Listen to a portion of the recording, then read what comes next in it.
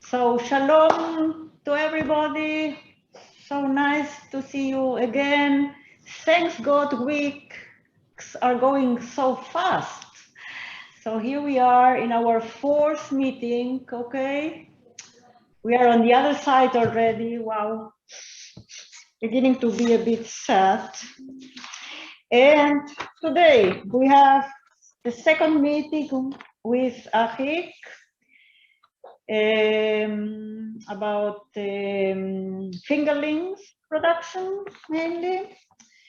And after the lecture, we will travel to Kenya and we will hear a bit about an interesting project which was done in Kenya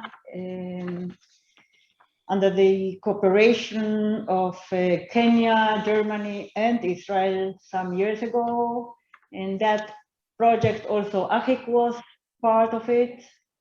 So it will be interesting to hear about that. So hello, Lara, and then say shalom to you. And well, Achik, the time. Okay, there was a question here. Somebody wrote that we have promised to answer a question and have not done it. No? Yeah, we received message from Buga. Maybe we begin with the question. Buga, please. Yeah, let's 2-3 minutes and go on to Tilapia. So please unmute yourself. I think it will be easier.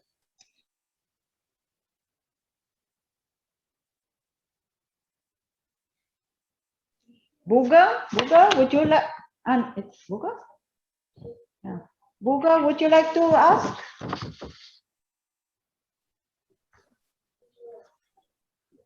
Yes, hello. Hello. We can hear you, Buga. Can you hear me? Mm-hmm. Okay, thanks. I just remember one question that I asked last time. It was about how do you nurse the fry that you just hatched from maybe the Tilapia or the common carp for you to get the maximum survival rate. Excellent. Okay. Very traditional, no problem. Look, Buga, after fry hatch, in our temperature, they start to consume food something like 20 hours after hatching. Okay? So the options are as follows. First of all, Artemia naupli. Are you familiar with it?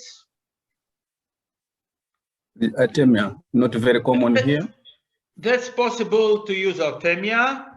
It's a little costly.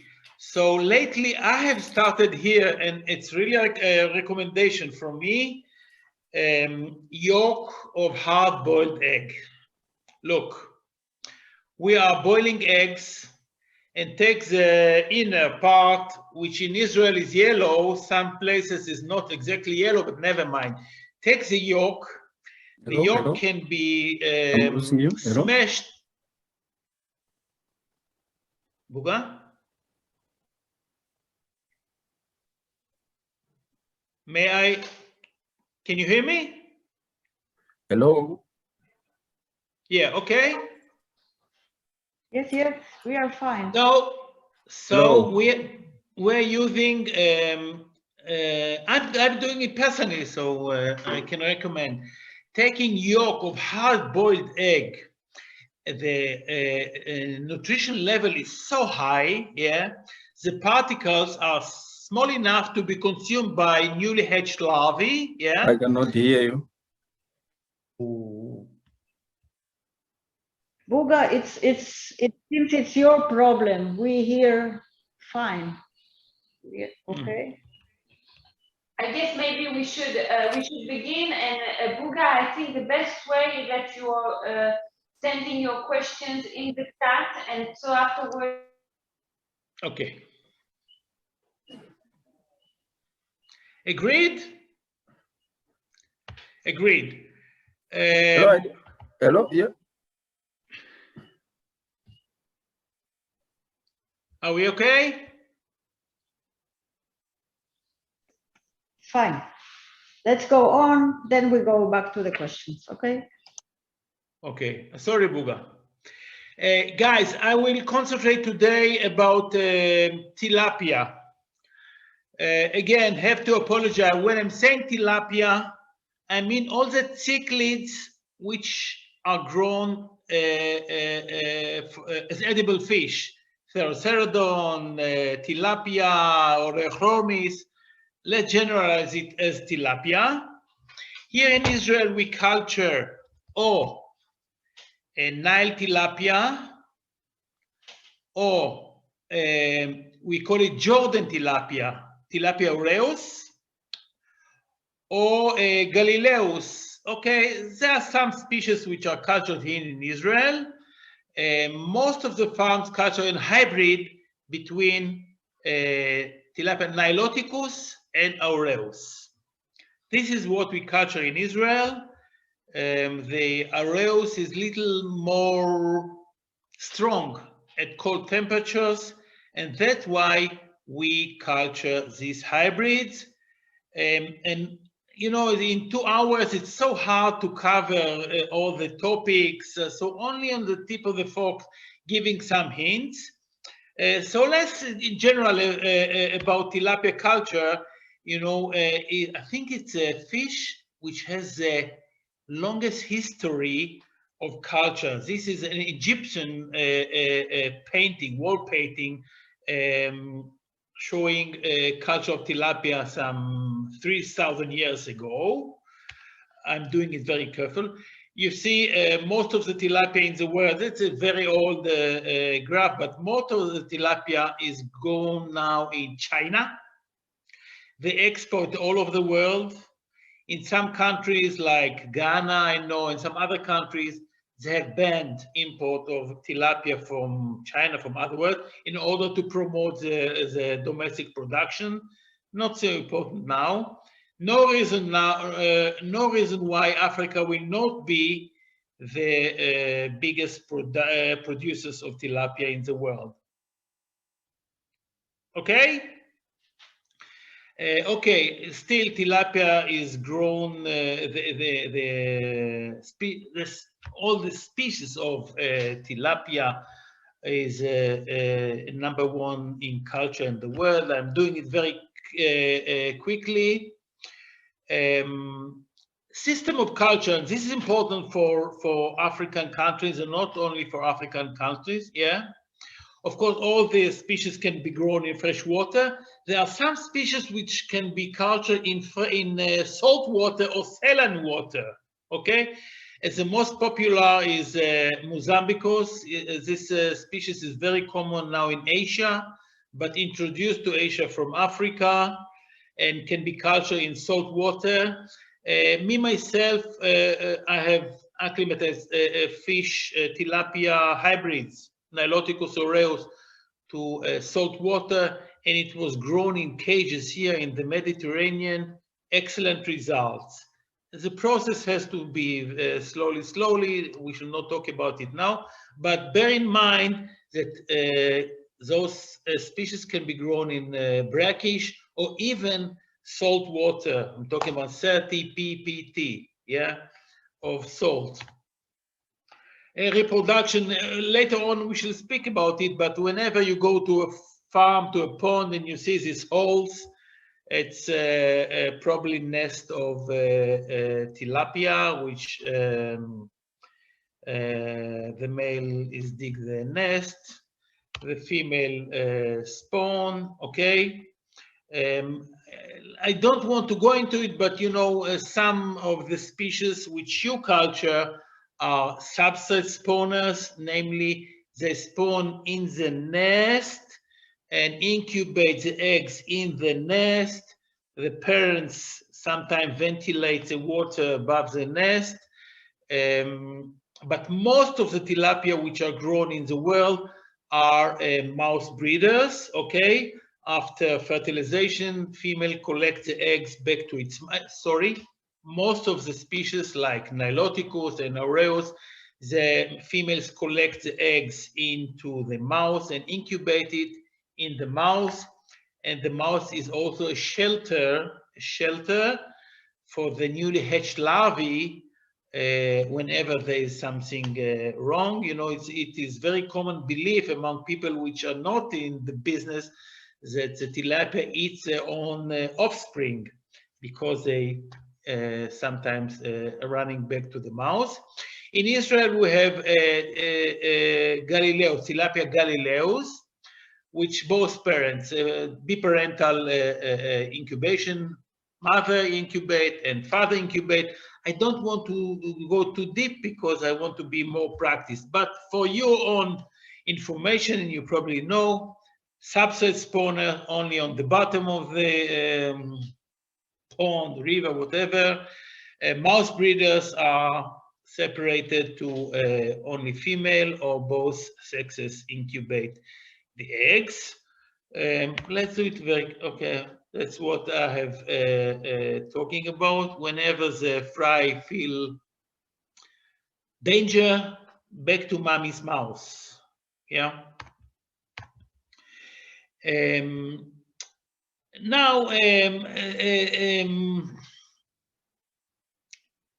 places where we can produce, so it can be in an open pond, in a hopper. We should be more specific later on. I'm just giving quick background, okay? And tanks, of course, all the systems are relevant. Now, let's talk about how we ourselves and what are the ponds. Tilapia can be cultured as mixed sexes, namely males and females together, or monosex, only male. And a couple of words I have to say. First of all, we shall decide whether to choose number 1 or number 2 after some parameters. First parameters is what is the size which the market demand. And I'm giving now an example from the Philippines. I was very deep involved there in tilapia culture. And in Philippines, the market size of tilapia, which is consumed in the market, is something like 180 grams, 200 grams. They don't grow big fish, you know, so they have to cut small fish to each one of the family. Now, in order to come to 180 or 200 grams, all you need is 2.5, 3 months. If the culture period is very, very short, okay, so mixed sexes is an option. In a minute, I will emphasize why. But if here in Israel and many countries in Africa as well, they are looking for bigger fish, 0.5 kilo, 600 grams, even 1 kilo, then the culture period is quite long. If the culture period is quite long, so females has time to find a beautiful male, to make sex, to produce eggs, and then all the pond is contaminated with very, very small fish. Yeah, we call it here wild spawning. And this small fish, the wild spawning, is a problem to the pond. Consumption of oxygen, consumption of feed, okay? And that it interferes with our production process of the big fish. So again, if the culture period is long due to big size which we want to get to, we should always prefer monosex. Why male and not female? Because in tilapia, males grow much quicker than females. In all the species, by the way. Yeah, okay? So, and by the way, much easier to produce males compared to production of females. So this is one thing. Now, one exception. If somebody is culturing fish in cages, in the river, in the lake, wherever, so wild spawning of your fish will not be a problem, since whenever the female spawn, eggs will come down to the bottom of the lake, okay?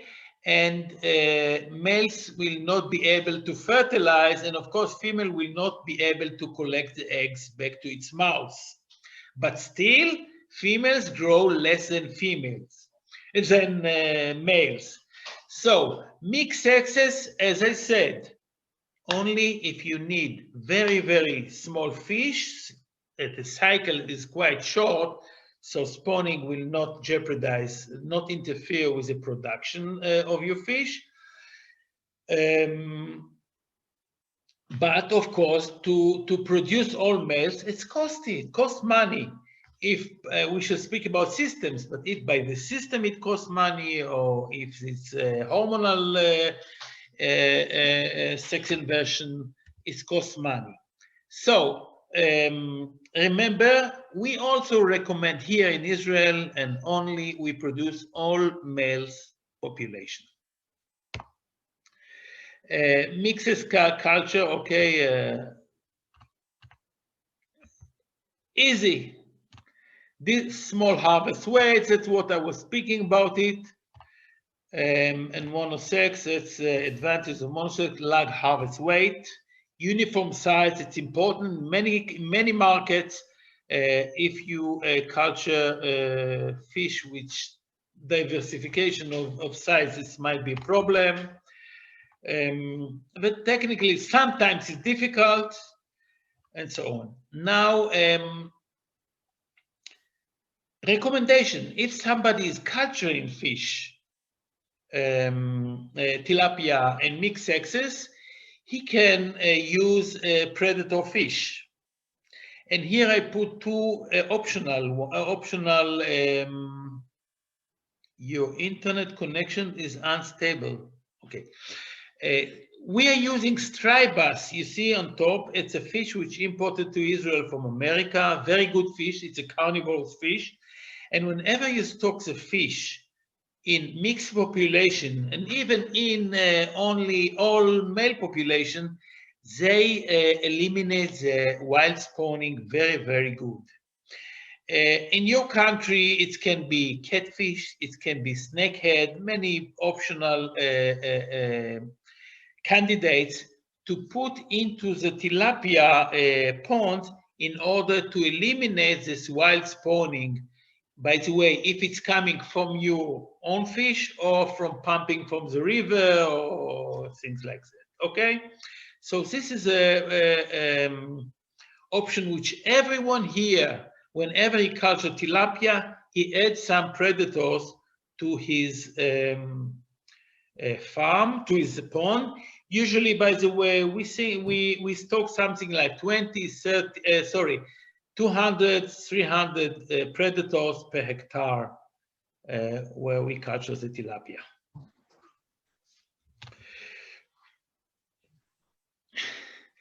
Now, to produce monosex, you see here 4 options. The first option, number 1, we call it visual selection or hand sexing. Men not make sex with your hand, but we simply choose the right fish to culture. The second option is hybridizations. I will say a few more words about it later, but it happened to be that when you take 2 different species, not any one, but 2 different species, when you hybridize them, the offsprings come out to be all male population. Third system will be hormonal sex inversion, what written here, sex reversal. This is the most common process all over the world. If it's South America, Israel, Asia, Thailand, Vietnam, you name it, all the, and also some African countries, all this in Ghana, very popular. All this, the production is based on hormonal sex inversion of tilapia into males, of course. And the last one, number 4, is some genetic manipulations in order to produce broodstock, which will yield only males. So those are the 4 systems. Each one of them has advantages and disadvantages. And of course, one has to choose what he will do. And now, visual selection, what we call hand sexing. It's very easy. It's very easy. And I will describe. You see here 2 photos, yeah, 2, sorry, 1, but you see on top a female and on the bottom it's a male papilla. Look at the difference, and when you look at the female here, this opening is the egg opening, yeah, the papilla.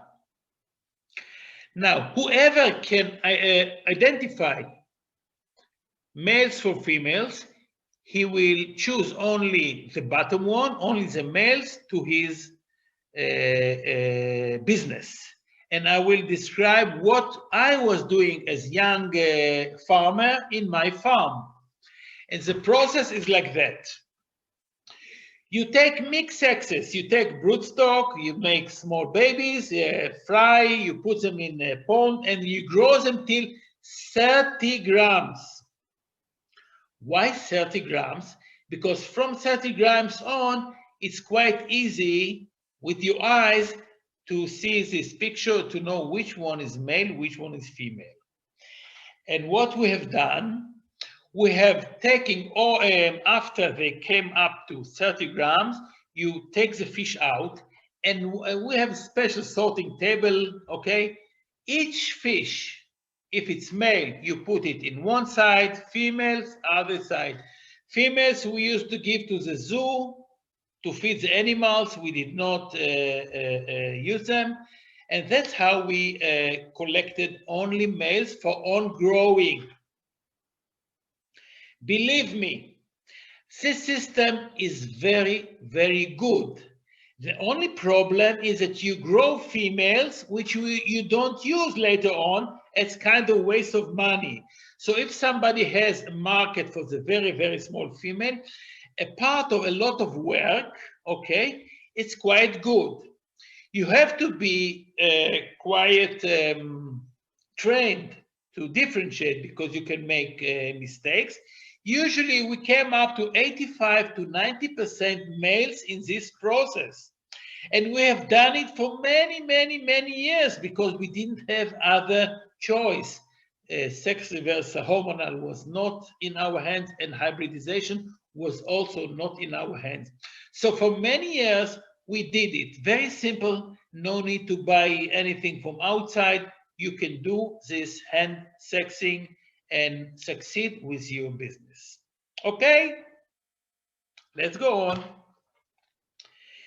And now hybridization. And this is very important. Achik, yes. Would you like to answer 2 or 3 questions? No problem at all. Okay. Yes, please. Sione, would you like to ask directly? Or I read the answer. How long is quite long, referring to the culture period required to achieve at least 500-gram fish? The question, of course, is which size, which weight you start with, okay? So in general, I give you, hand sleeve number in Africa, temperature 26, 28, 30. The average growth per day, we shall calculate 4 grams per day, okay? So in all, the average from small. So it will take you something like 4 months, 5 months, if you're to come up to half a kilo, 500 grams. Usually when I was planning projects in Africa, always we had 2 cycles in an annum, 2 cycles, starting from 30 gram, ending up 500-600. So each cage or each pond did it twice in a year, okay? So half a year, 5 months to half a kilo. Reasonable, by the way. Anyone, his fish grow much quicker, in 2 months he can do it? No, huh? Okay. Evelyn? Maybe we some question we leave for afterwards, but I think this is just what you were speaking about. How many visual selections someone can do in 1 hour, let's say? Excellent, excellent. Of course, it's up to the practice, okay? But I remember we were 4 people, and in 4 hours we did 12,000 males, namely 20,000 fish. It goes very quickly. One remark. If someone is not so trained, only at the beginning, he can take some dye, to paint, and put on the anus here in the female, and then the crack becomes very easy to see, yeah? So the first, when you have new workers, you want to demonstrate how to differentiate between male and female.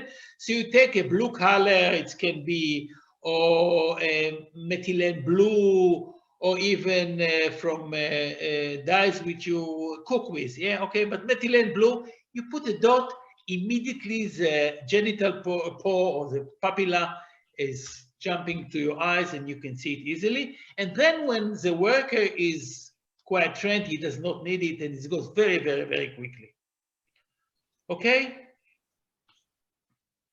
It takes something like 3 or 4 seconds for to see female. But I want to tell you, as a farmer, the tempo, yeah, how many fish we look at an hour, it does not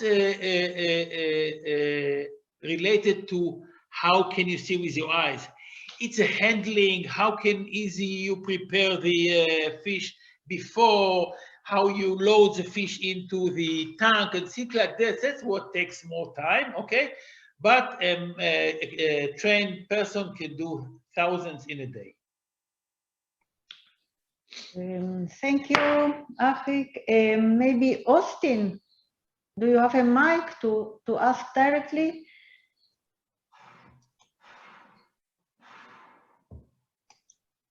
Austin?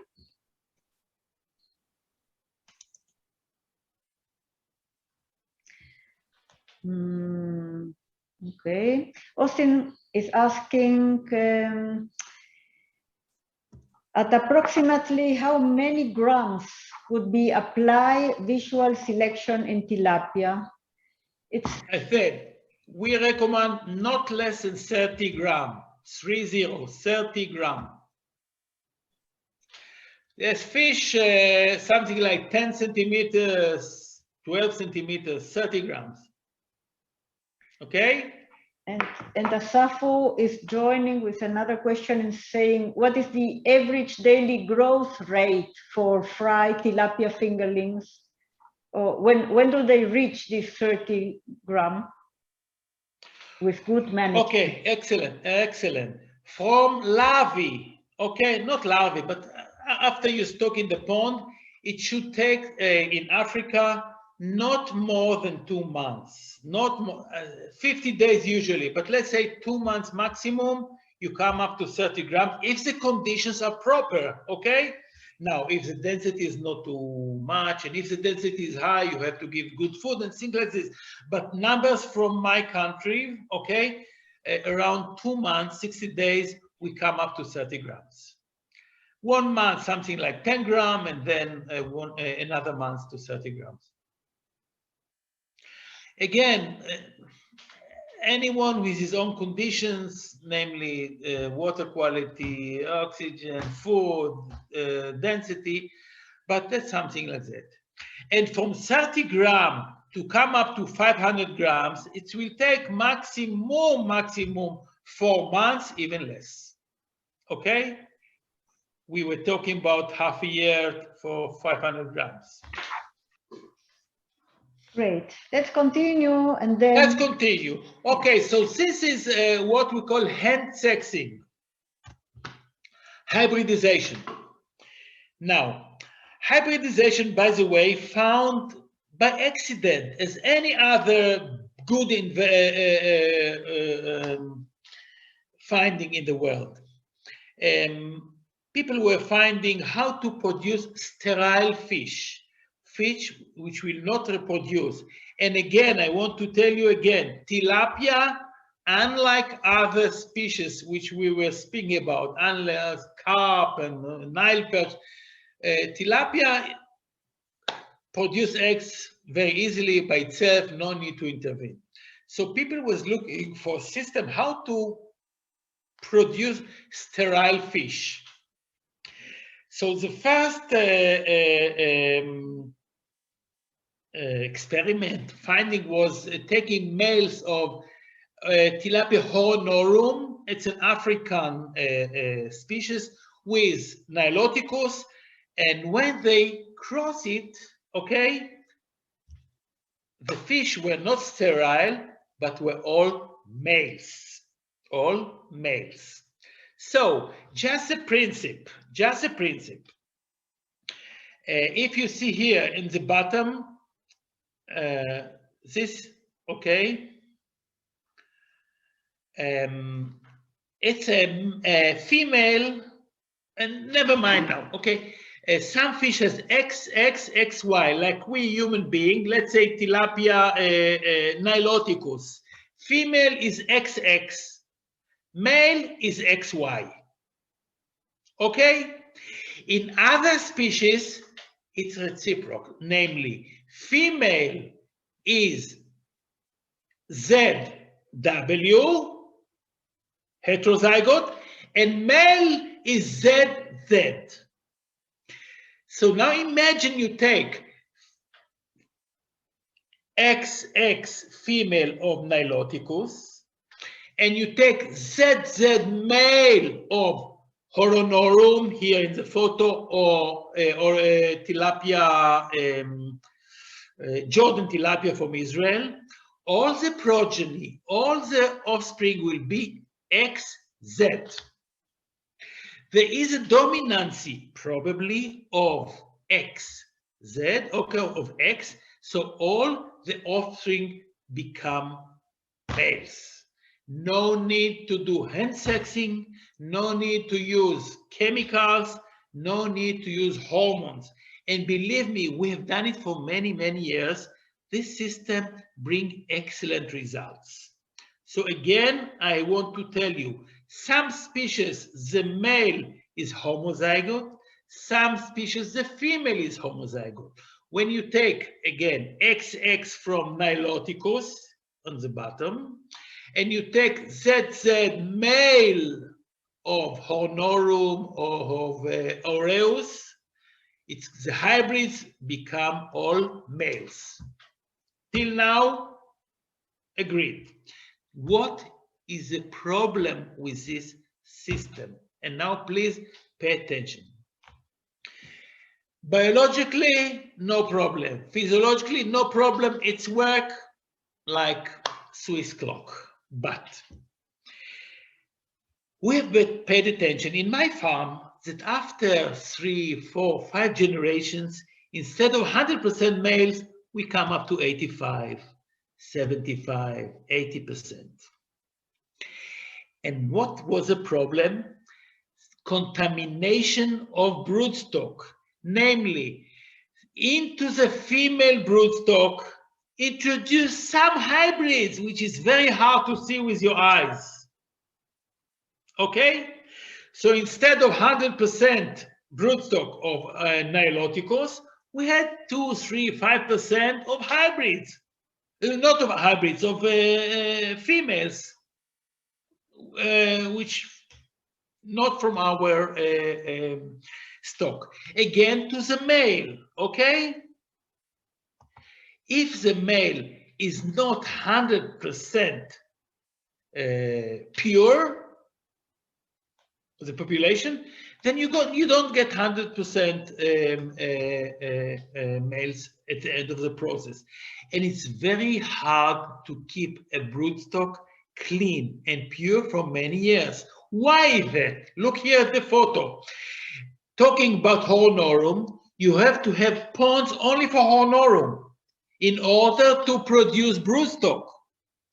So you take Hornorum mommy, Hornorum puppy, and you produce offspring of mixed sexes, males and females. Okay? You grow them till 30 grams, and then you choose only the males. Okay?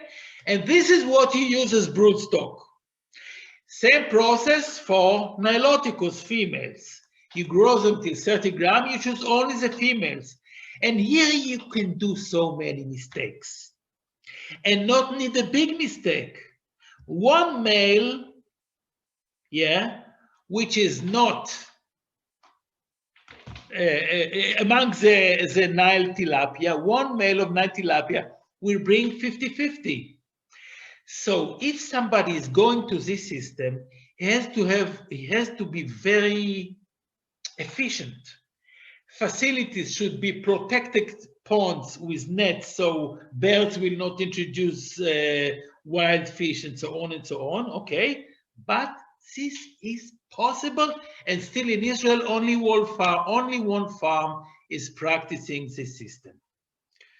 Okay, but remember, if somebody does not want to use hormones, he can use this hybridization system, which brings excellent results.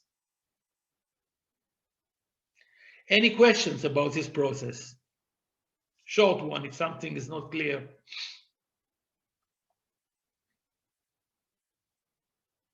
I will ask you to raise hands if somebody wants some explanation.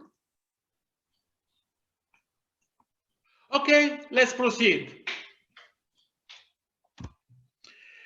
All males, that's what we wanted to produce. And now we are coming to the third system of all male fingerling production. Before we start to do how to do it technically, step by step, few words. Any creature,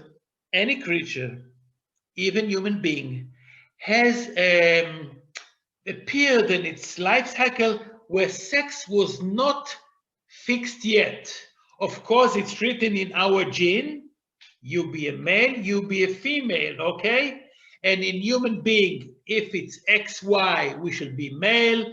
If in our genetic, our sex chromosome will show XX, it will probably female. So the same with Tilapia niloticus or Mozambicus, never mind many others. Okay, so the code is written, but sex determination, the determination of the sex, is done by all kinds of hormones processes in the body of the fish, okay? And there is what we call indifferentiation time, so, where the fry was hatched, but the sex was not determined yet. It's written to be female, or it's coded to be female, or coded to be male, but the sex organs has not been developed yet. If we found this period and we intervene using hormones, we can direct the development of the sex within this fish. In tilapia, many species, I'm not sure about any species which you culture, if it's macro share, or I don't know about any species, but usually this indifferentiating time is from age of 10 days till 1 month. Okay? At this period, the sex is been determined or fixed. Now, by the way, common carp much later. Okay, now if in this period when the sex was not determined yet, you interfere with hormones, it will direct the development of the fish or determination of the sex to your direction. So if we take sex chromosome or male chromosome, testosterone, this testosterone is what we, the males, has when you have testosterone. That's why we have to shave and we are hairy and aggressive. And this male hormone named testosterone, which is secreted from the testes of male, okay? If you interfere with this hormone to the newly hatched fry, all the so-called female in the future will develop into males, even though it's written in their genetic code, this one's supposed to be female. Okay, and this male which develop is male in 100%, can even reproduce, of course, and the sex organs are male sex organs, and so on and so on. Okay. Now it's very popular in Israel, you know, all these transgenic people which take hormone in order to develop themselves into what they want or what they are. So we can do it also with fish. So again, if we find the period where tilapia, now back to tilapia, has not been, the sex has not been determined yet, we can interfere with hormones, testosterone, in order to direct the development of the sex into male. And then you get all male populations, fish which were regarded as male before become males, and of female, genetically coded to females, become also male using these hormones. Okay? Now, first of all, effect on the environment, which is the most important. This process is approved in most countries because it has been found that the time life of this hormone is quite short, okay? And by the way, pills against pregnancy in human beings are doing much more effect to the environment than this process. But still, in some countries, it is banned, okay? And more than that, I cannot say. I would like you to do the previous system, hybridization, instead of using this sex inversion process, okay? But most of the tilapia, which is cultured commercially in the world, most of the fish are after this process of hormonal sex inversion. Now the question is whether, yeah, okay. You know what? I will describe the system now step by step, technically, and then we shall have a short break, okay? So now, description of the process. First of all, spawning. Later on, I will show you, but you need places where you can stock males and females together. We here in Israel practicing the simplest, very simple system. We have pond of 0.2 hectare, 0.3 hectare, small ponds like that, which are dry totally. We fill them up with water, and then we stock the broodstock in the pond. The ratio between males and females usually is 1 male, 3 females. Remember, in carps, we use 2 females, 3 males. So more males. One male can handle a couple of females. It's not like human being, which we scarcely treat our own wife. Okay, so tilapia, 1 male, 3 females. This is a ratio. The size of the male can be a little smaller. No need them to be big. Now, size of females. If the female is bigger, the female give more eggs and little bigger, but usually more eggs. So I will recommend 400 to 500 grams, and female eggs can bring up to 2,000 eggs at one spawn, no problem. Okay, so now we have stocked the broodstock in a pond. Just a minute. Yeah, we've stocked the broods into a pond. Now, 2 systems. 1, every 16 to 18 days, we drain the pond. You have to separate broodstock from the offspring in the pond. So simply take a big mesh net, let's say 20 millimeters, 25 millimeters. You collect the broodstock, and then you collect all the fry, which are probably not older than 10 days. Why 10 days? Because we've put the broodstock in the pond, okay?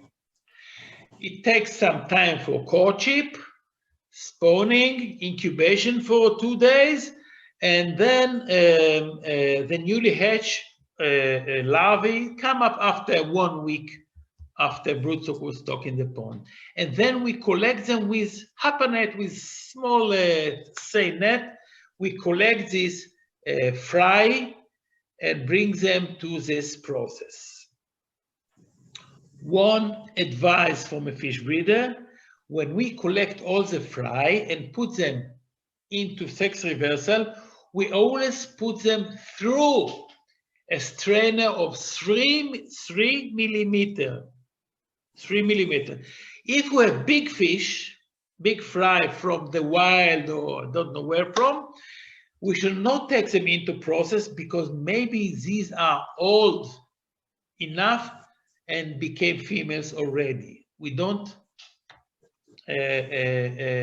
treat them with hormone. So taking all the fry, the size is something like 11 millimeters in length, okay? And these fish are okay for this process of sex inversion. It can be done in hapanet, it can be done in tanks, and lately in Israel we are doing it in open ponds. Okay, we stock them at densities which we can handle. In a minute, some words, and after that we start to feed them for 28 days, 4 months, with hormonal enriched feed, good food which we enrich it with hormones, okay, and they eat it for 24 days. After this process, the fingerlings become between 1 to 5 grams. It's up to the conditions, okay, and we grow them a little more till 5 grams, and then under a microscope we can assess our success. You cut them under the microscope, you take the gonad, and you see if it's male or female. We are the minimum percentage, except in Israel, is 95% males. Okay? So now, as I said, hapanet is good, tank is good, and even open pond is good.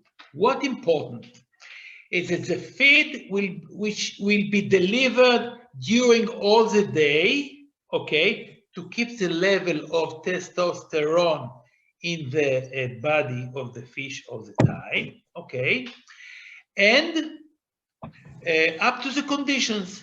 In hapanet, usually here in Israel, people are stocking 5,000 fry per cubic meter. Okay, 5,000. Also in open ponds. In tanks, you can use more if you can give oxygen better.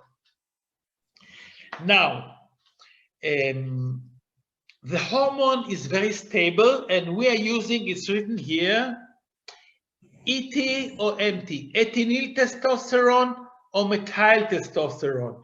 I don't like methyl testosterone for many reasons, not important why. I'm using ethinyl testosterone, ET, and you put 60 milligram of hormone in 1 kilogram of feed. Okay? Now, how to prepare it? The hormone is not dissolved in water. Not dissolved in water. So we dissolve it in ethanol, alcohol. Okay? And then we mix it very good with the feed or spray it on the feed. Okay? So the hormone will attach to the feed particles. What important? To use as good feed as possible. High protein, small particles, so larvae can eat it, okay? Small particles. And give it, we are here in Israel, we give it 6 times a day. At night we don't feed, okay? So we are giving the food. Usually at the first week we give 15% of body weight. Later on, we come down to 10% of body weight of food, okay, per day, hormonal enriched food.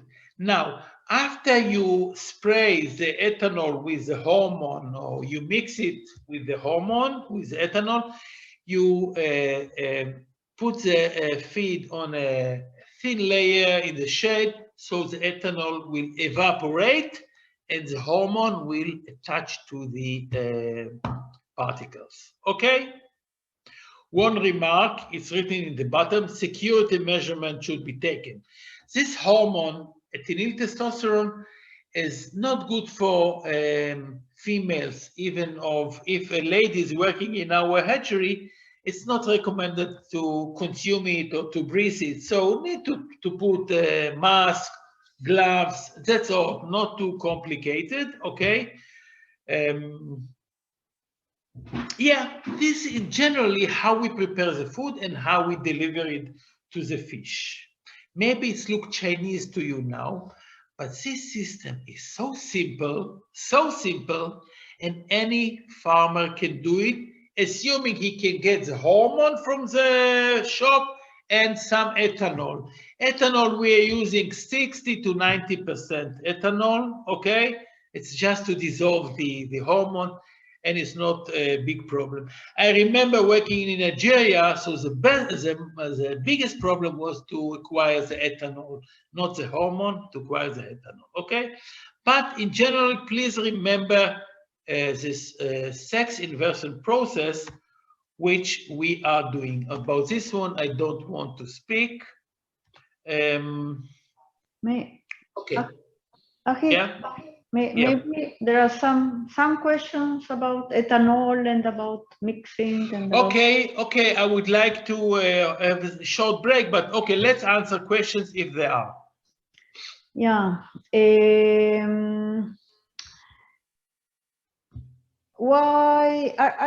Why don't we mix ethanol? Are you mixing ethanol with distilled water? No. We are taking ethanol in order to dissolve the hormone, the ethinyl testosterone. It is not dissolved in water. And we want the hormone to be very well dissolved to attach all the food particles, okay? So generally, for 1 kilogram of food, we're using half a liter of ethanol if we want to mix it. If you want to spray it, it can be even less. But you have to make sure that all the food particles will be little wet, okay? We'll get the ethanol with the hormone in it in order to be consumed later by the fry. No, we are not taking any water in this process. Why methyl testosterone? Why is it not no, it's very used in common. Look, usually methyl testosterone is dissolved in methanol. Methanol is a toxic alcohol. Okay, can be used. I recommend to you not to use it. Okay, we found some fry which became blind after using methanol in a not proper way, was not evaporate. But still, in many places in the world, they're using methyl testosterone, but it is dissolved in methanol. I don't like it. That's why I'm choosing to use ethyl testosterone. Okay? One remark, before question, one remark. Look, I wrote 60 milligram hormone per 1 kilogram of food. Not everybody has good scale for 60 milligram, okay? You can weigh maybe half a gram, okay? So if you don't have very good scale, okay, to get 60 milligram, so you're taking 0.6 gram and you use it for 10 kilogram of feed. If you keep the food with the hormone in a cool place, in a shade, it can be kept for many, many, many days. Don't worry, okay? Of course, if it's in the sun, the food is deteriorating, or the protein and oil become not good. So if you don't have good scale and you want to use this practice, so you take bigger quantity, 0.6 gram, okay?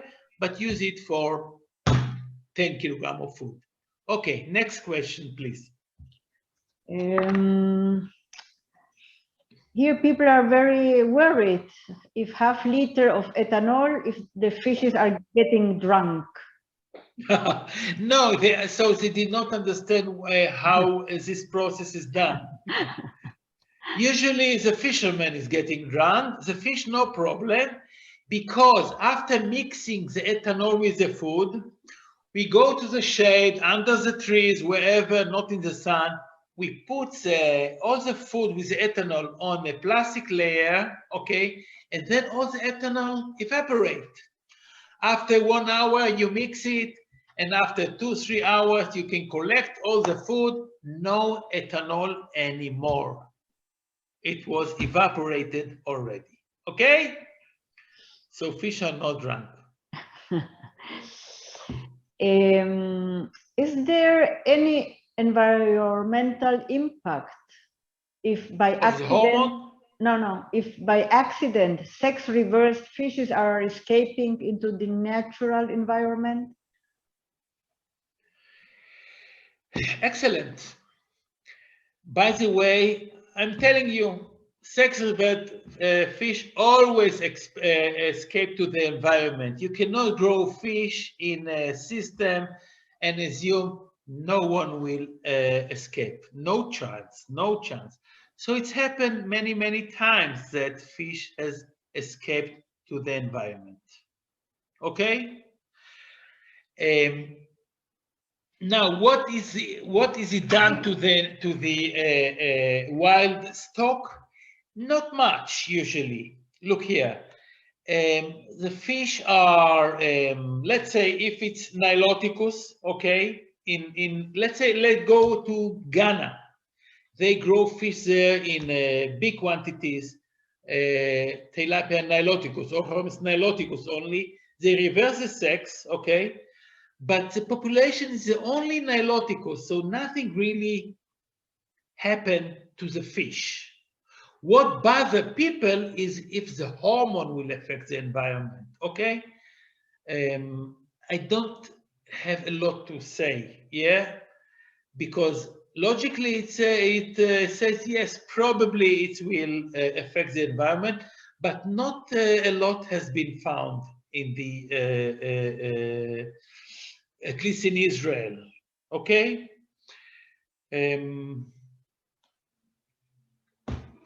That's all. In Israel, we don't have this problem because all the tilapia is cultured in ponds, no wild population at all, okay? No wild population at all, and no problem at all.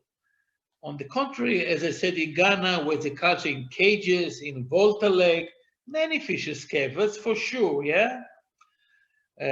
Probably the wild population is not affected too much by this sex reverse fish.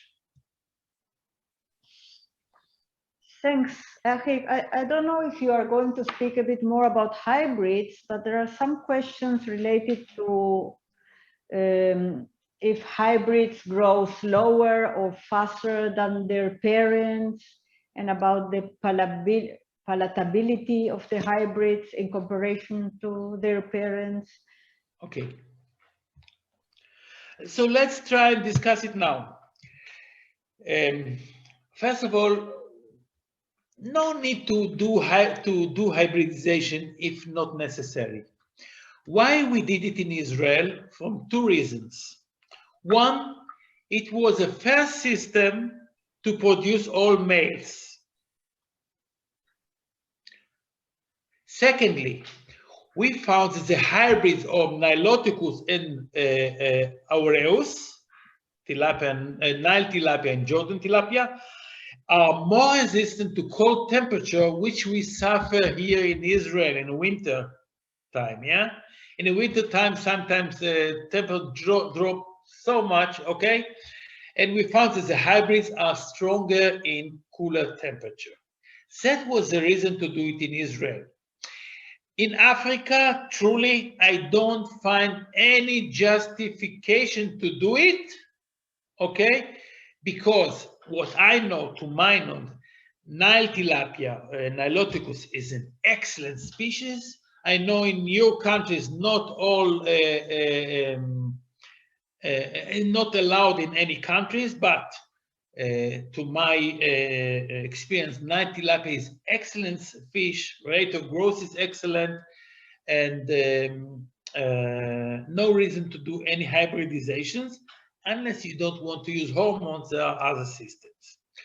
Regarding, there was a question about the percentage of fillet, yeah? You're muted, Evelyn. Sorry.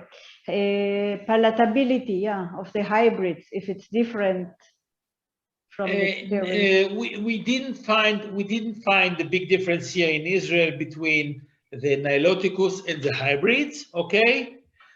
I really don't know the exact answer, but in Israel, no big difference, and it's hard to differentiate between the hybrid and the Niloticus. Very hard to differentiate. Okay. Again. Sorry. Would you like to go on? Oh.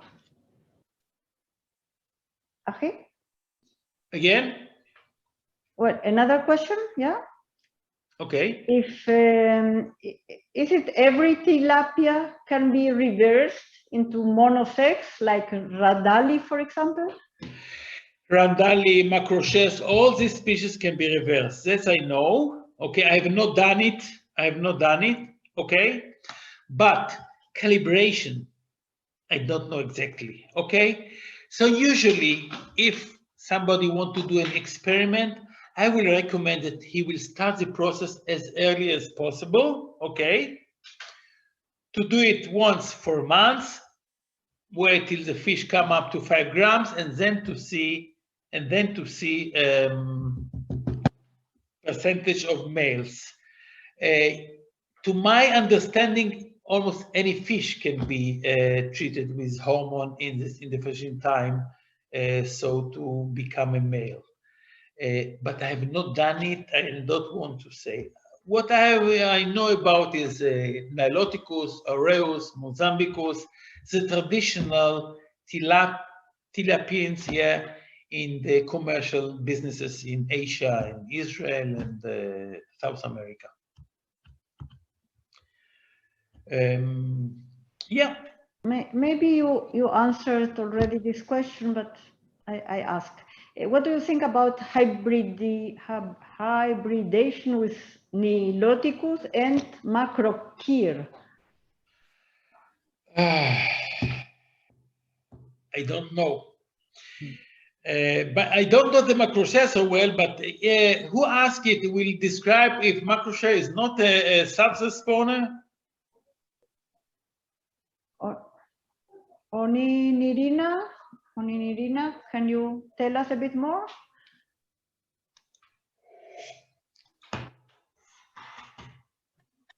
Oh, macrochere is not a substrate spawner. It's a mouth brooder. It incubates the eggs in the mouth. Macrochere. Okay, no, I was speaking about the. Okay. I will tell you something frankly. The one bottleneck in this hybridization is the courtship of the species. Okay.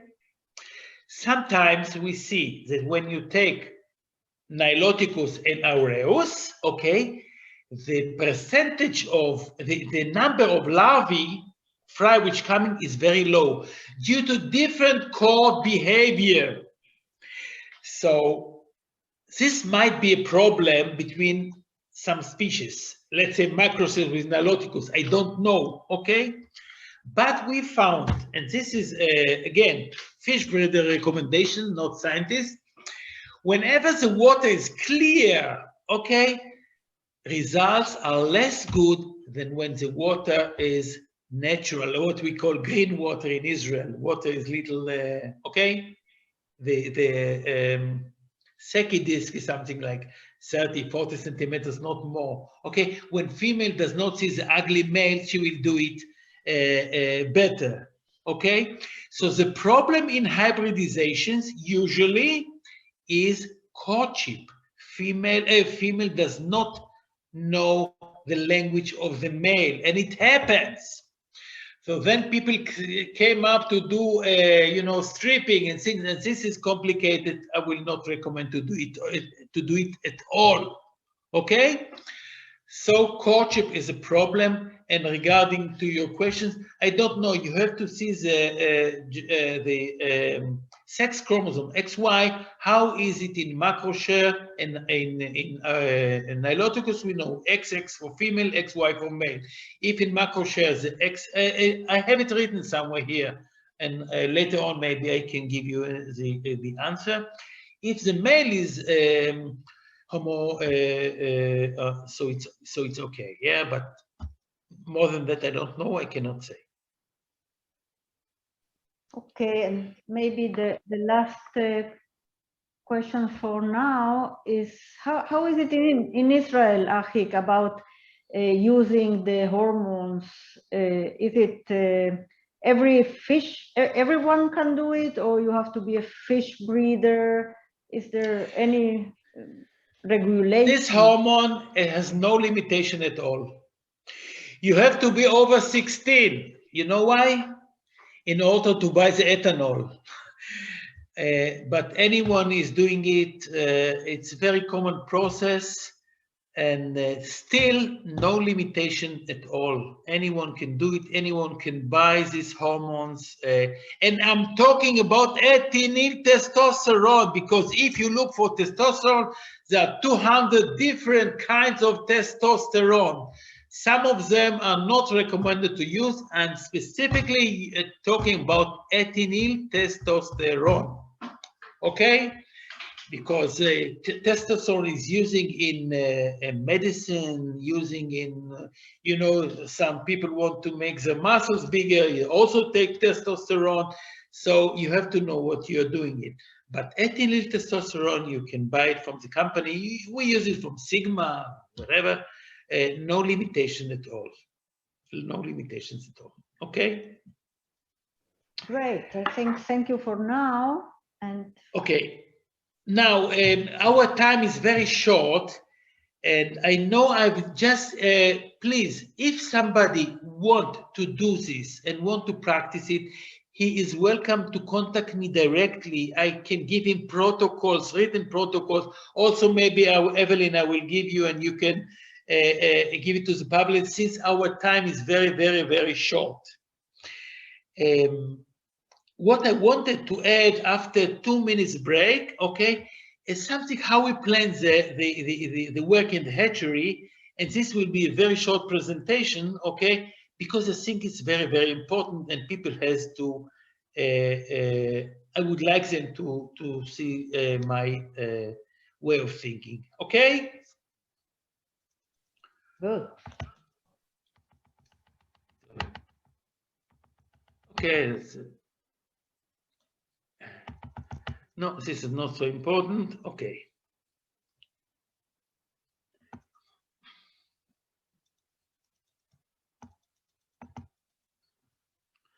Oh, sorry.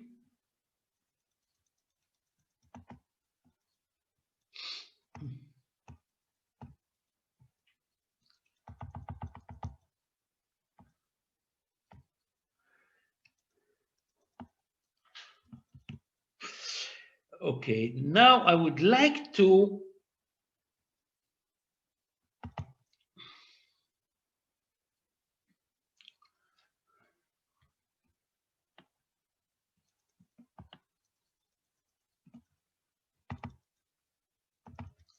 is my screen shared or no? Evelyn? No, not No? yet. No, you. Sorry, just a minute. This I don't want. Tilapia culture, we had too much. Oh, I made a mistake. I made a small mistake. Hatchery operation.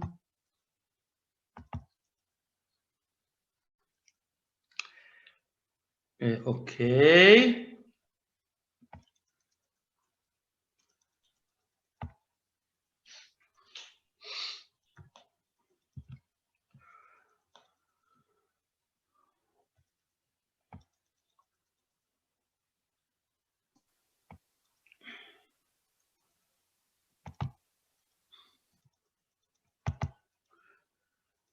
Screen share.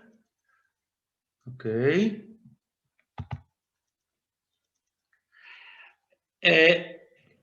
Fine. Can you see now? Yeah, it's okay.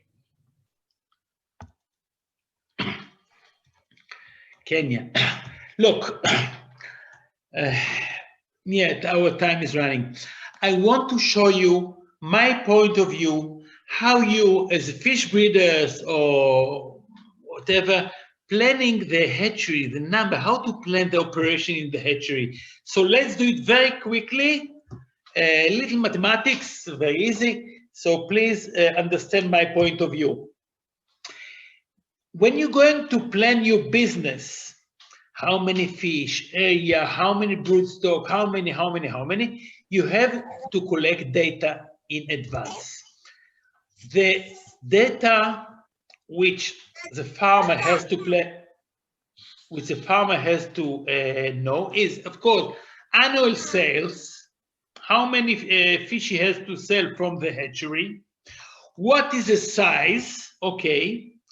There are certain steps in the hatchery operation. In a minute, I will describe it. We have to know what is the survival rate in each step because we always lose fish, okay? Then we have to know the fecundity of the tilapia. Fecundity is how many eggs you can harvest from 1 kilogram of female.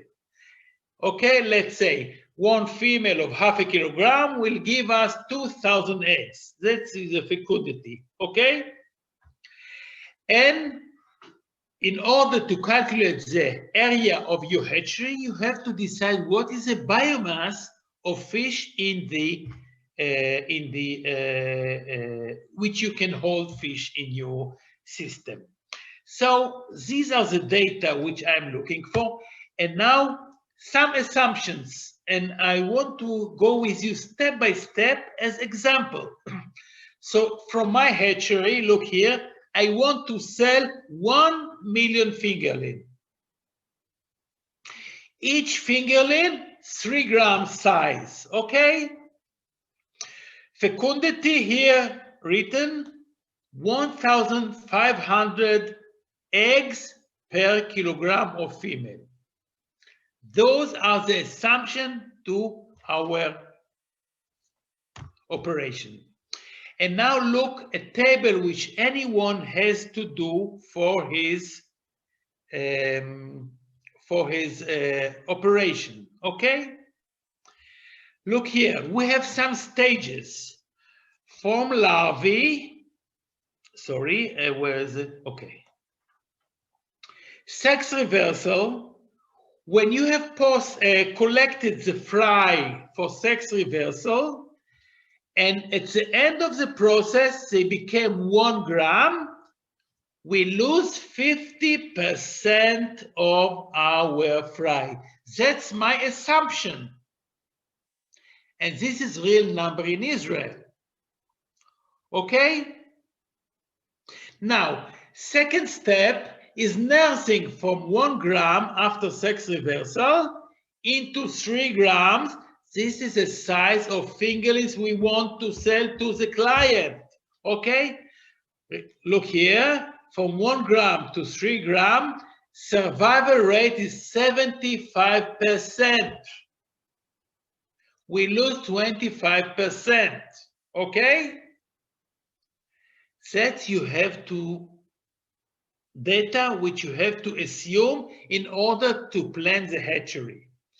And before look here, incubation from egg to larvae, usually fertilization is 50%. One remark for tilapia.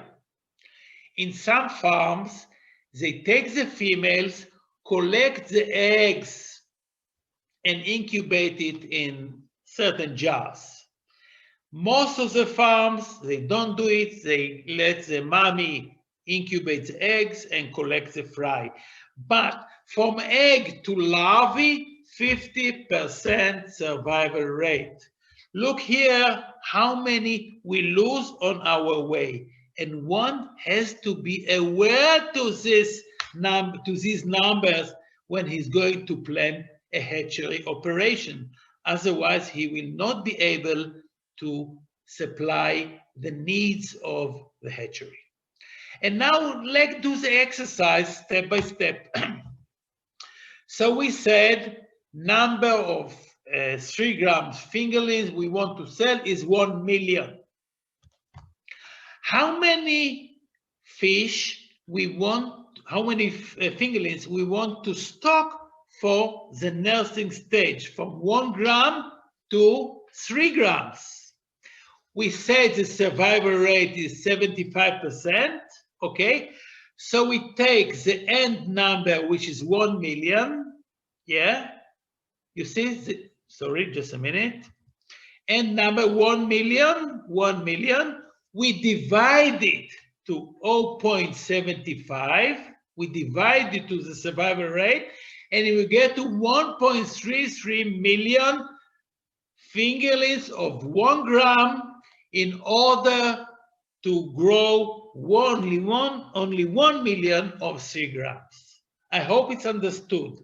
You take the end number, you divide it to the survival rate, and you come up to the number of 1 gram which you have to stock.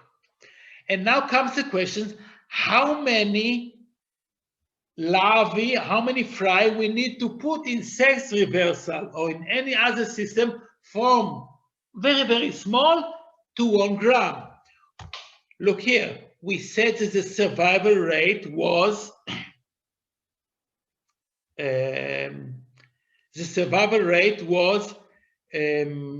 here we have a small mistake, just a minute. Here, this is a mistake, okay, in calculation. The survival rate was 50%. So we take 1.3 million of 1 gram, yeah, divide it to 0.5, and we come up to 2.6 million larvae.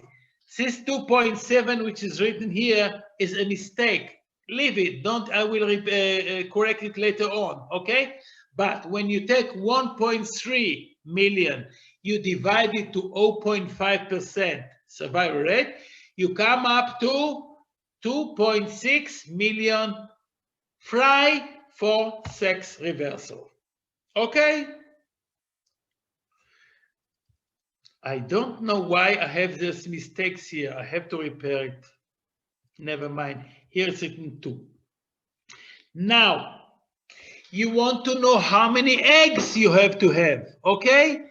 So again, you take this 2.6 million fry, you divide it to 0.5 to 50%, and you come up to 5.3, 5.4 million eggs you need to have in order to produce 2.6 million larvae, in order to produce 1.3 million 1 gram, in order to sell 1 million 3 grams. You see, we always go reverse, reverse, reverse.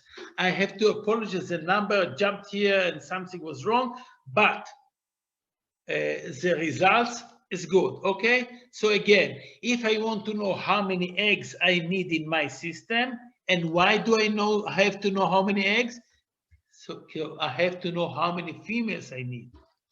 So I'm taking 2.6 million of fry, divided to the survival rate, and I come up to the fertilization to 5.4 million eggs.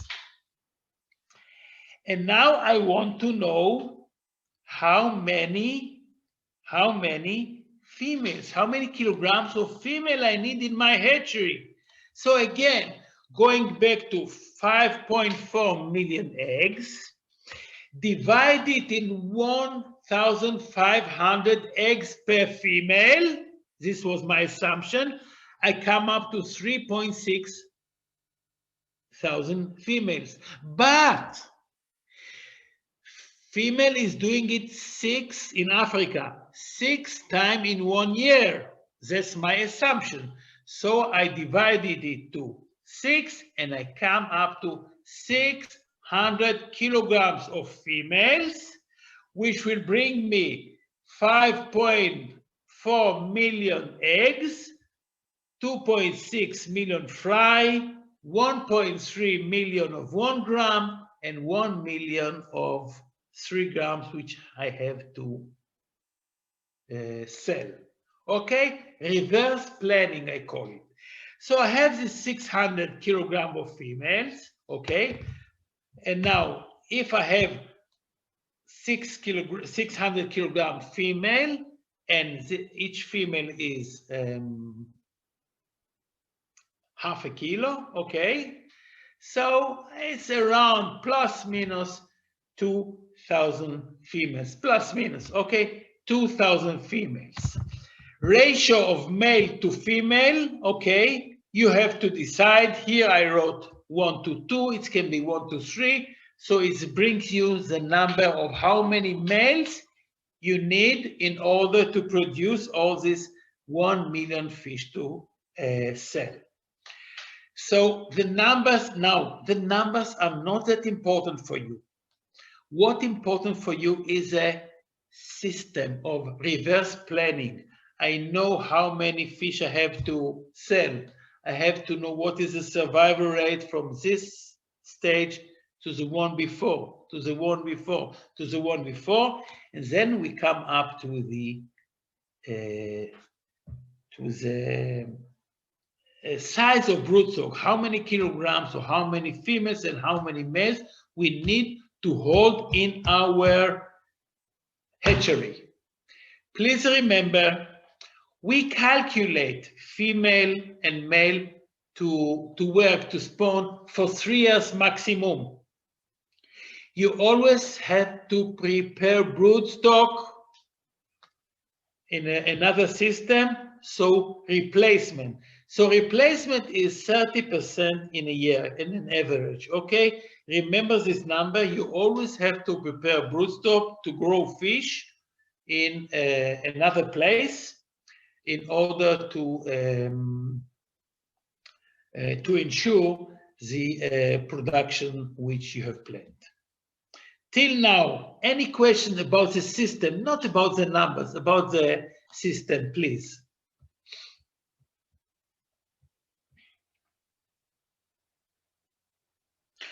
I will give it to Evelyn with real numbers, and you will have it in front of your eyes. But for now, any question, please?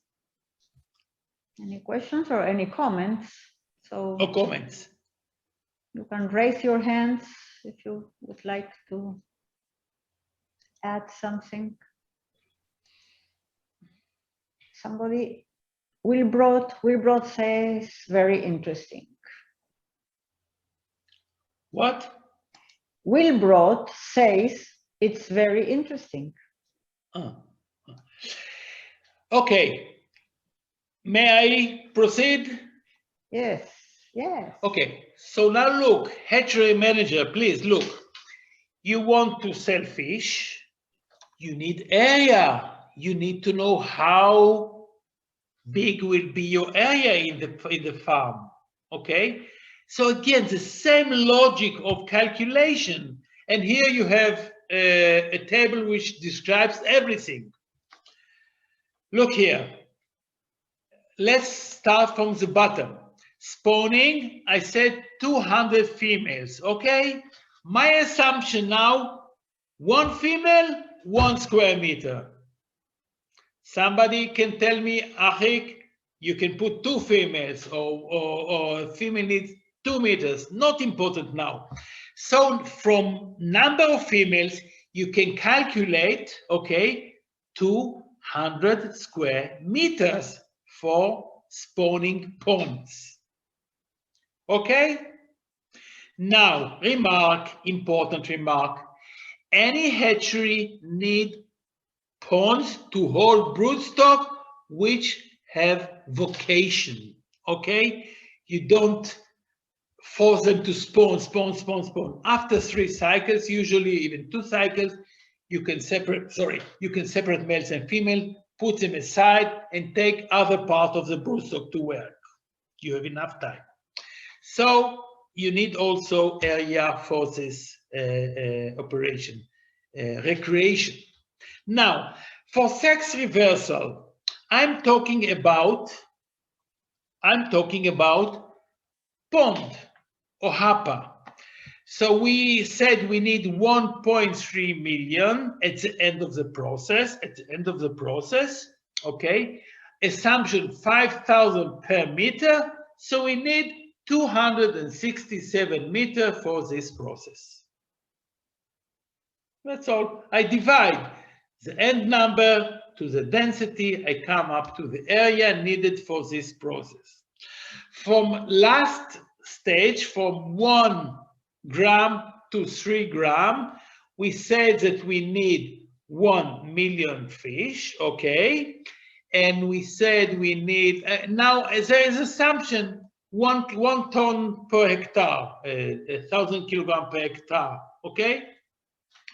So you can calculate the number to the biomass and you come up to the density, and the area will be 10 hectares. Everything is calculated. Please remember that this is the total area, 10 hectares, but since we are doing it in cycles, you can divide it to the number of cycles.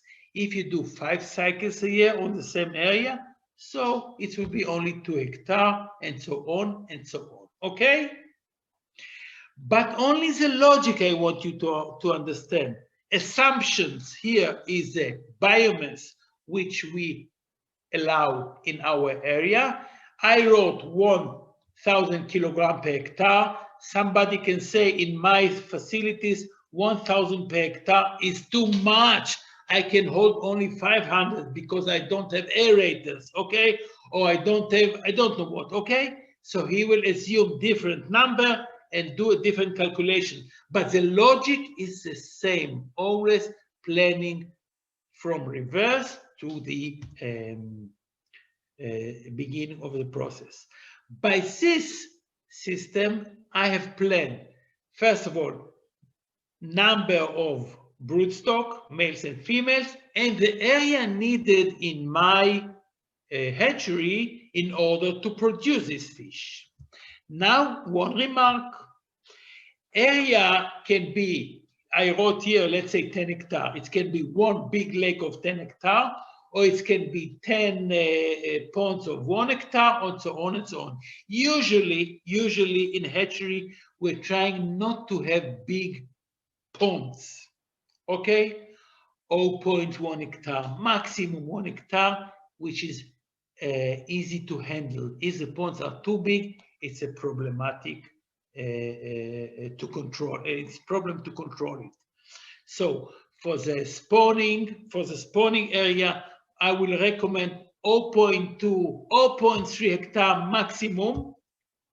For nursing, it can come up to 1 hectare pond, okay? That's all about the planning of hatchery operation in our system. Now let's discuss. If somebody has questions or remarks, please. I think, Lieve, can you put again the table? This one? Yes. Yes, I think things are here not clear. Martina is asking, you mean sex reversal density? It's Yes. per meter or cubic meter or area? But, yeah, good question. Good question. By the way, usually it's the same. Okay, because we don't do all this process in very deep ponds. Okay, so here it's written per cubic meter, but since Hapanet will never be deep. In our case now, it's about the same. Don't do sex reversal in Hapanets of 5 meter depths and not in ponds of 5 meters. Usually in Israel, we're doing it in a shallow pond, 1 to 2 meters, okay? And so it's about the same. If we are talking about tanks, it's per cubic meter. In open ponds, I'm talking about unit area, okay, which is about the same volume and area. But look at the number, 5,000 fry per meter, okay? Remark, I know that in Africa, many friends of mine are doing sex reversal in Hapanets. The main problem in this problem is clogging of the nets. Because you do it in small ponds or never mind the algae, and then we face problem of oxygen within the cage compared to the oxygen level in the pond, okay? For that, we can do two things. First of all, every day to brush the net. But what we did here in Israel, we took a small pump which always splash water into the cage, into the hapa, or put air stone if possible. You have to be aware to the oxygen level, and if you don't have oxygen meter, not to take risk. Put air stone with blower, okay, or splash water with a small pump into the hapa net in order to ensure high oxygen level. Usually the oxygen level within the hapa compared to the should be the same as the outside, okay?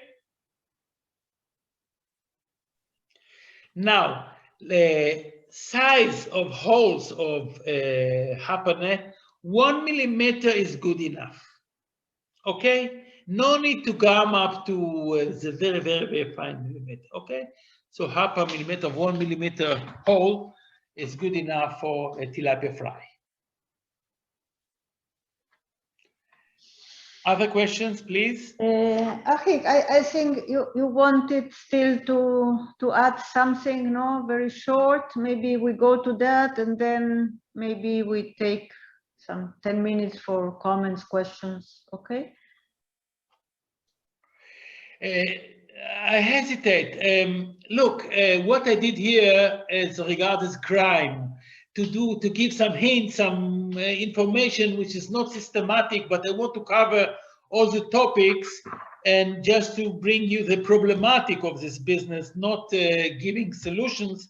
And if somebody want to do his own project, he's welcome to contact, if necessary, me or any other else, for real information. Okay, that's what I call crime. Evelyn, I was preparing. Somebody asked me about the catfish, some hints, some words. So I have a very short presentation how we are doing it here. If somebody wants, I will do it in 7 to 10 minutes. And you have to decide, Evelyn, whether we go into it or answer questions for everybody.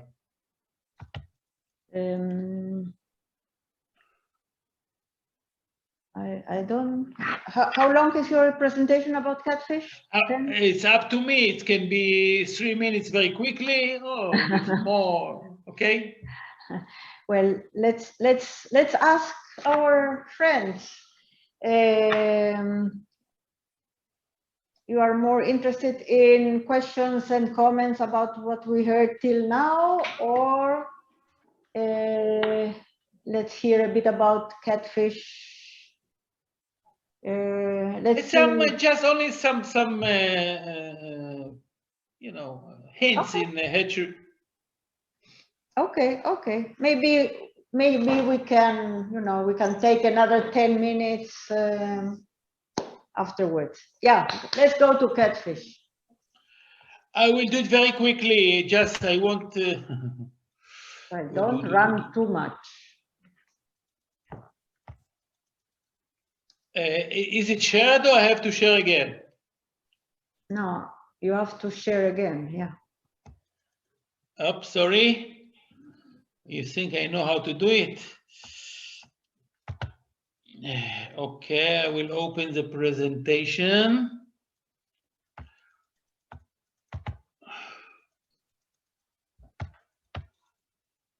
What's happening here? Zoom meeting.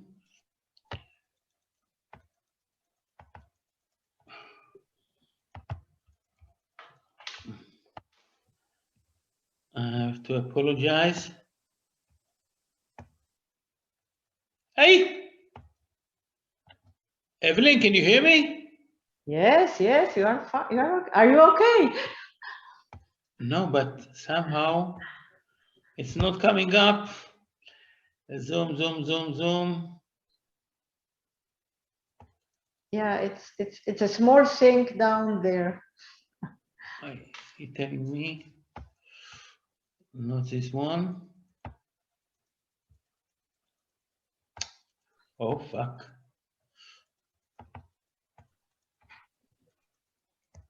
This I don't need.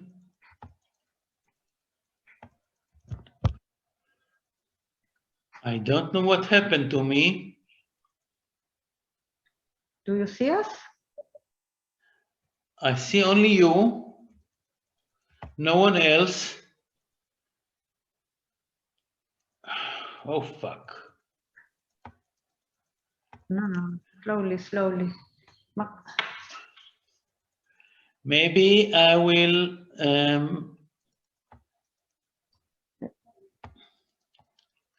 Don't you have see only Evelyn.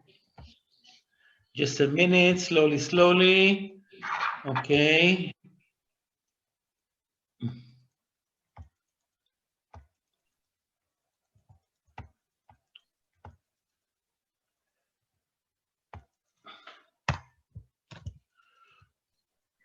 Guys, I have to apologize. Okay, we're getting better now.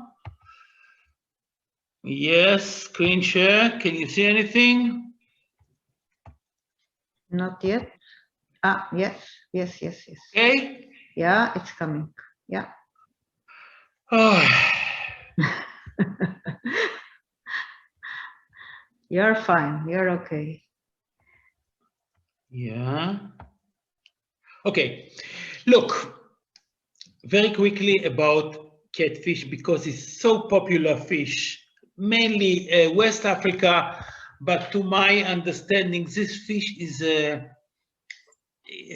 potential for a lot of meat production, since it can survive hard conditions, mainly oxygen level, and can be grown in very, very, very high densities,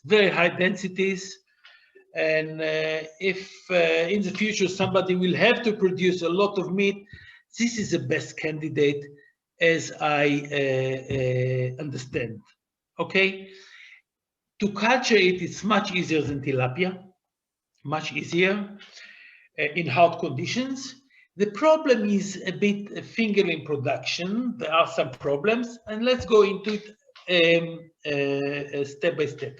Look, the process of spawning is the same as carps, as what we have seen before. There are some differences which I would like to.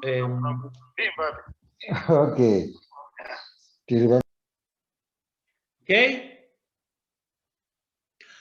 Okay. Now, this is a short presentation, which I made it much shorter, which you have done with your Ugandan friends to teach them how to do it.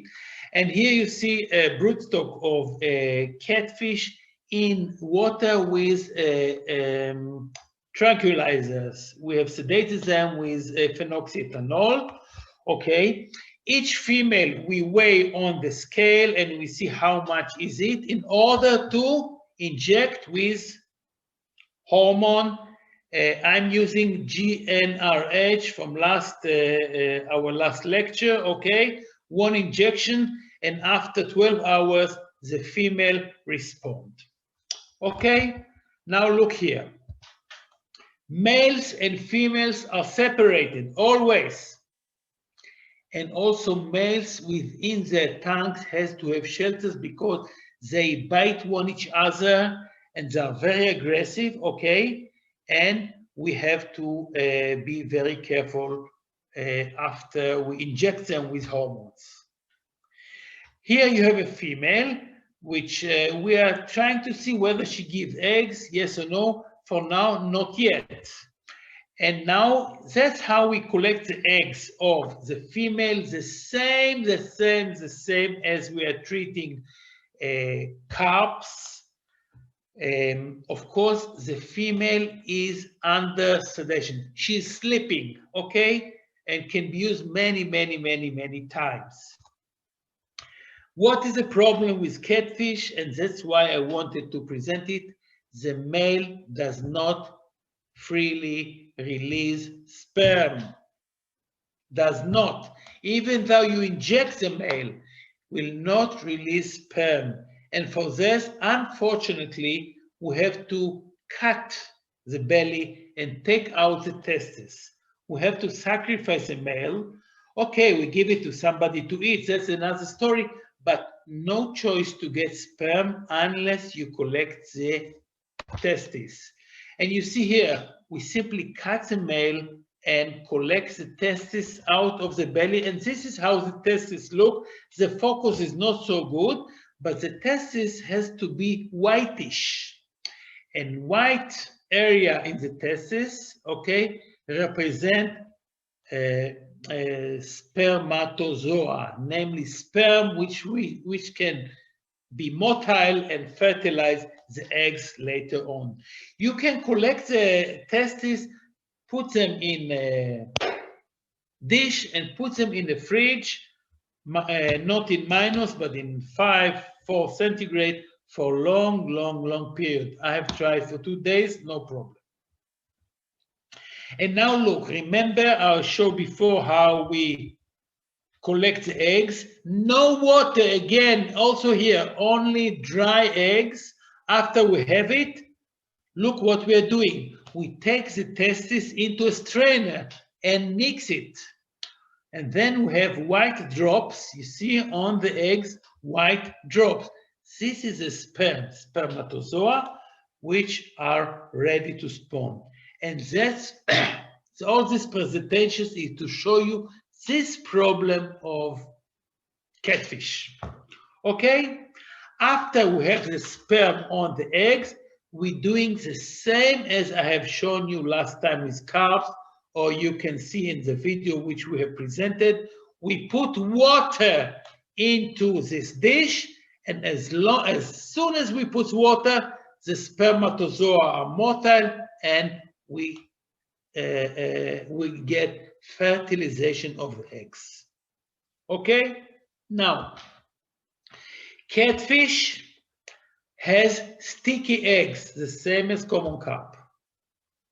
But we found that all this milk process, we get very poor results, and I cannot explain why, but we get poor results.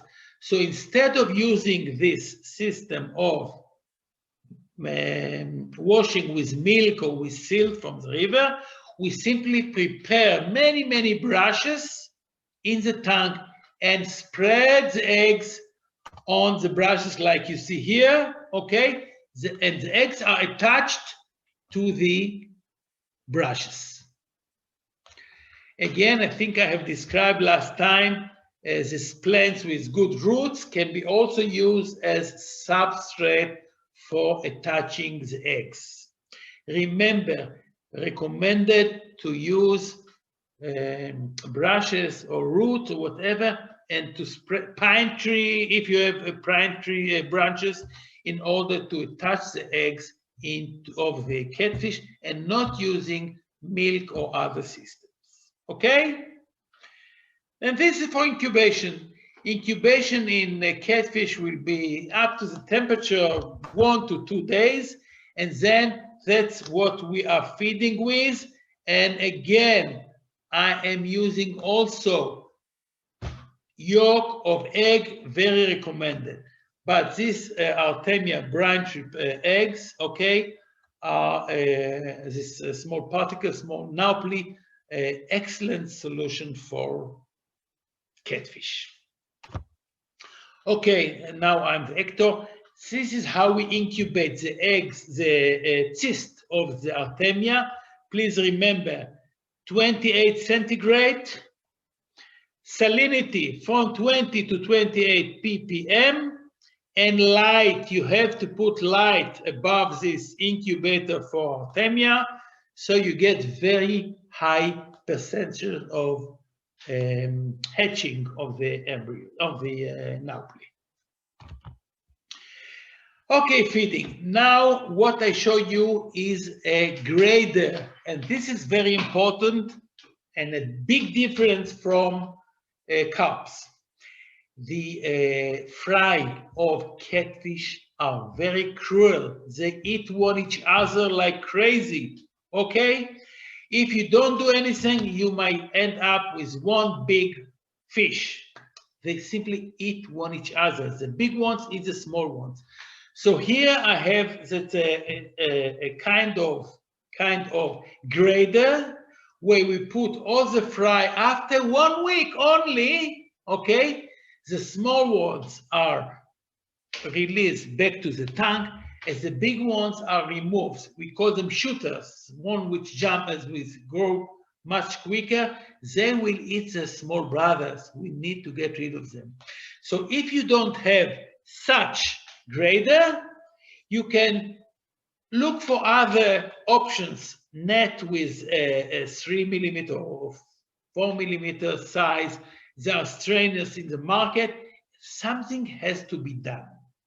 If one cannot do it at all, he cannot nurse the fry in the hatchery. He has to throw them into a big pond where predation is less enhanced, okay? You get better results in big ponds if you cannot grade the fish. But we are doing it in a hatchery, and we grade the fish from time to time and separate big ones from small ones, and then we get good results. Remember, in catfish, it's a crucial process in order to get big number of fish. How we do it? We simply collect all the fry into such a dish, okay, bucket with small nets, and put this grader in tank and pour. You see, we pour all the fry into the grader. The small ones will go through the holes into the tank for further growth, and the big ones, if it's small numbers, will be thrown back to the river. If a big number, into another tank, and we separate the size, okay? And that's how we are doing with catfish. Crucial process, separation, big one for small ones. Remember. Okay, after that, it's the same shipment in nylon bags, oxygen, and when the fry are big enough for nursing, we put them in ponds for further growth.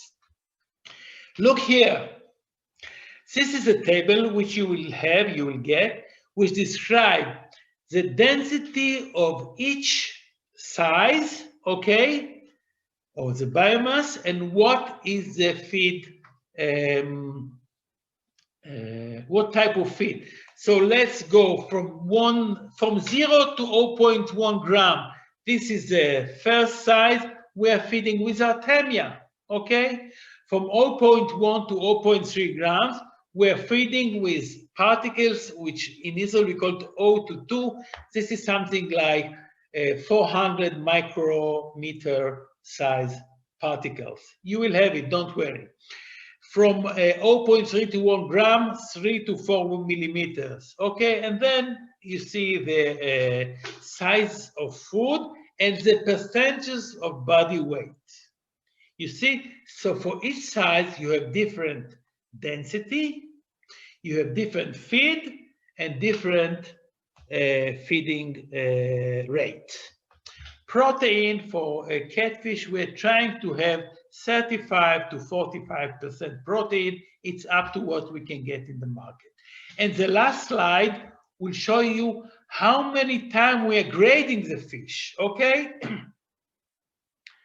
So here again, you will see first grading is done at 0.3 grams or something like that.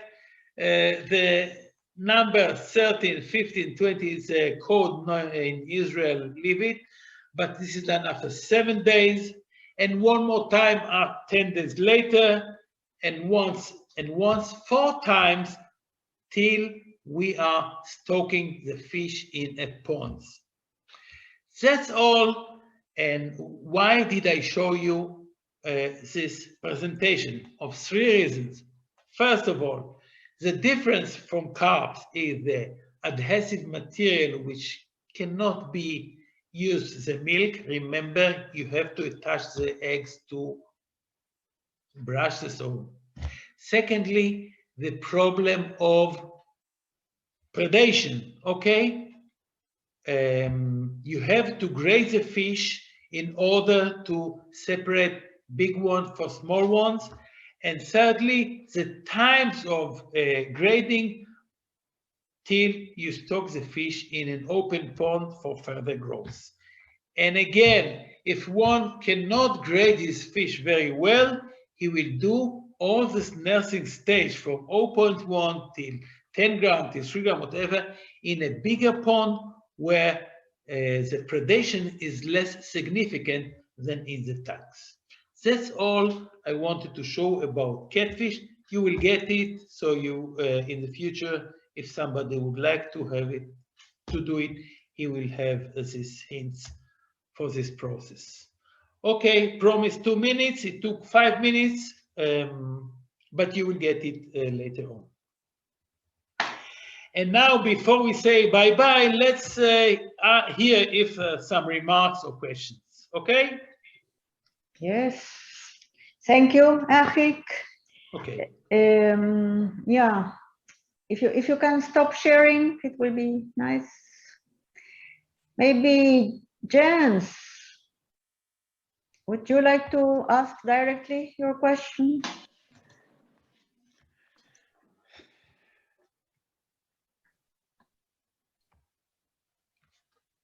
Jens, you are with us?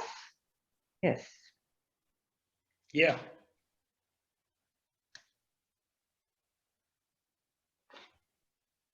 No, we don't hear you. Hello, can you hear me now? Yeah. We can hear you now. Okay. Perfect. For the decaps, I was asking for the decapsulation. If you decapsulate brine shrimp eggs before you hatch them, in order to have a better hatching rate and also avoid choking of the fry. Okay. Now I want to tell you something. In catfish, it's less problematic if they get some eggshells and swallow it. It's not a problem. So catfish, I never decapsulate. But I want to say something about decapsulation. In the past, the process was very, very complicated. Now, truly, what I'm doing, I'm using only bleach. Evelyn, בעברית economica. Yeah, the product we use for cleaning For toilets. cleaning, bleach. Bleach. And I have a protocol, not here. If you like, I will also give it to Evelyn. She will put it on. No need all these thermal processes and washing and everything.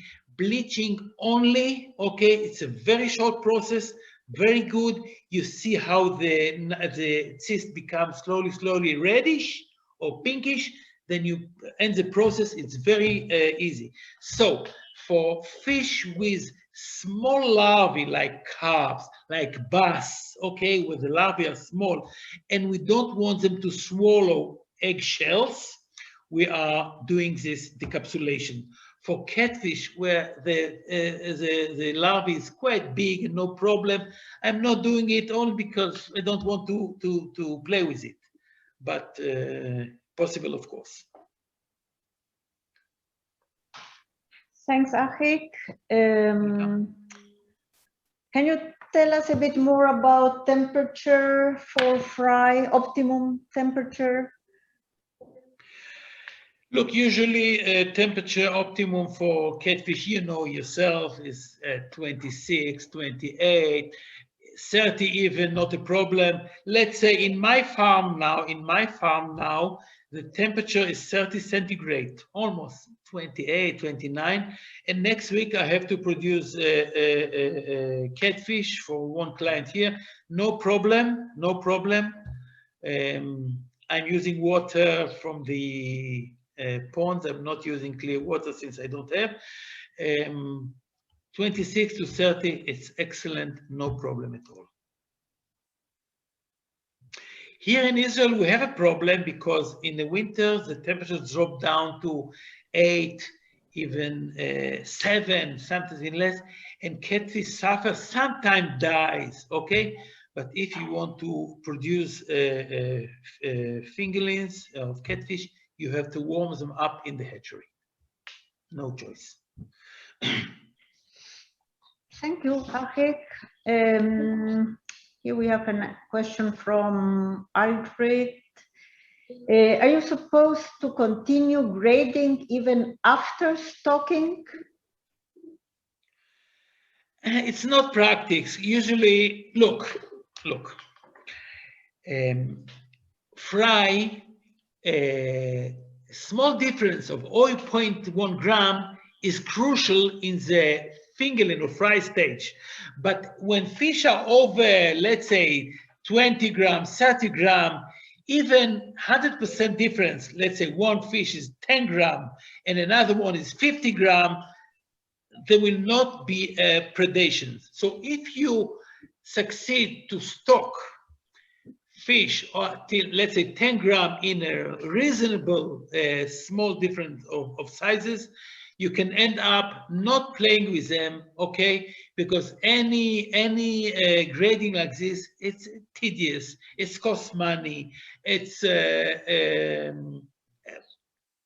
if you can override it, do it. Again, sometimes grading is done because of market needs. That's something else. That's, I don't want to interfere.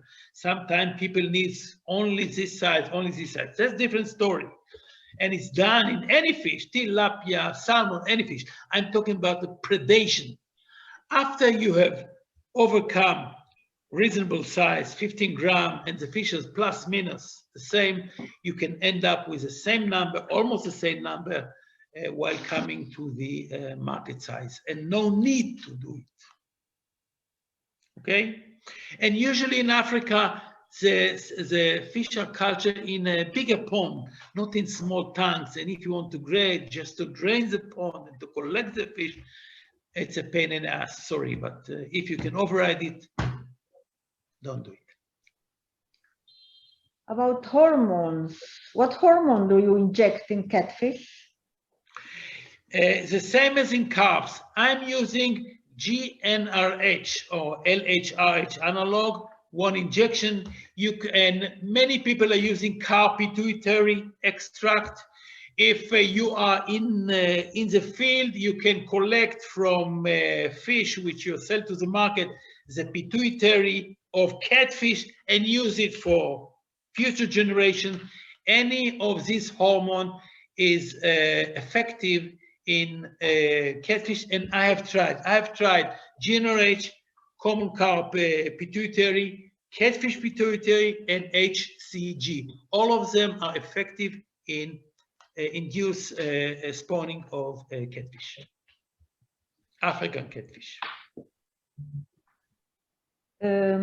Catfish eat specific feed or can eat same feed as tilapia? Catfish eats everything. It will eat your shoes even, okay? Everything it eats, okay? And usually catfish needs a higher protein and even from live source, okay? Tilapia can eat feed with even zero fish meal, okay? You can add some methionine, some amino acids. Catfish usually eats higher protein level, and the food is little more expensive, unless I saw many people are using remains from slaughtery, okay? And catfish will eat everything. So if you are working with intensive system, you have to give good food, and I will recommend 40% protein minimum, okay? Good pellets, it can be sinking, it can be floating, no problem, okay? In a very high density. You can easily, really, people are doing it, culture it with 300 kilogram per cubic meter, okay? But you have to ensure good food, water quality, and of course also oxygen, even though it will survive in a very low oxygen level. If you're using very extensive system, earthen pond, low density, and you have remains of slaughtery or from your meal or Friday meal in your family, catfish will eat everything, okay? Here in Israel, we're giving it high protein, 40% pellets, but in a very dense conditions, so otherwise it becomes very expensive. It's a typical omnivore which eats everything.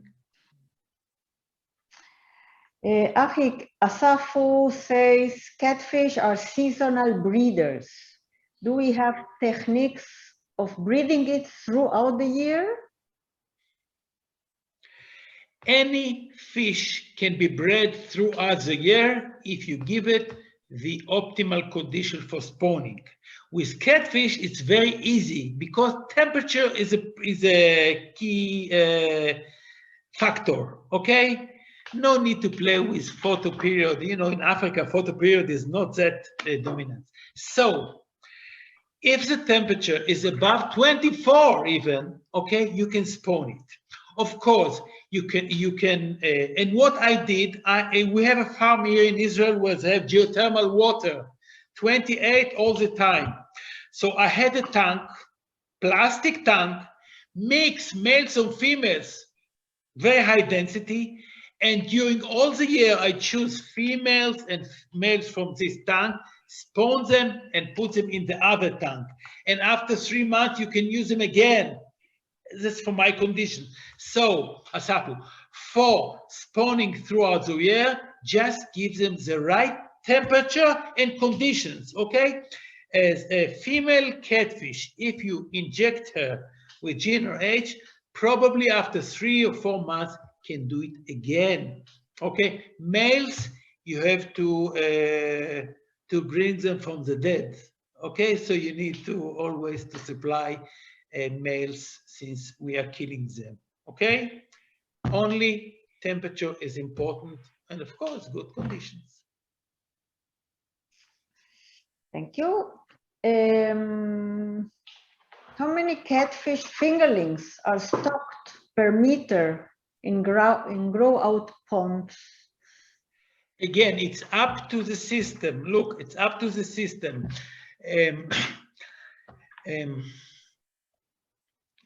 Israel, no one is growing in a earthen pond, yeah, only in tanks. But very good experience from Nigeria, from Vietnam, from wherever. If it's up to your target weight market, okay? So let's assume 1 kilogram is the fish which we want to get into it, okay?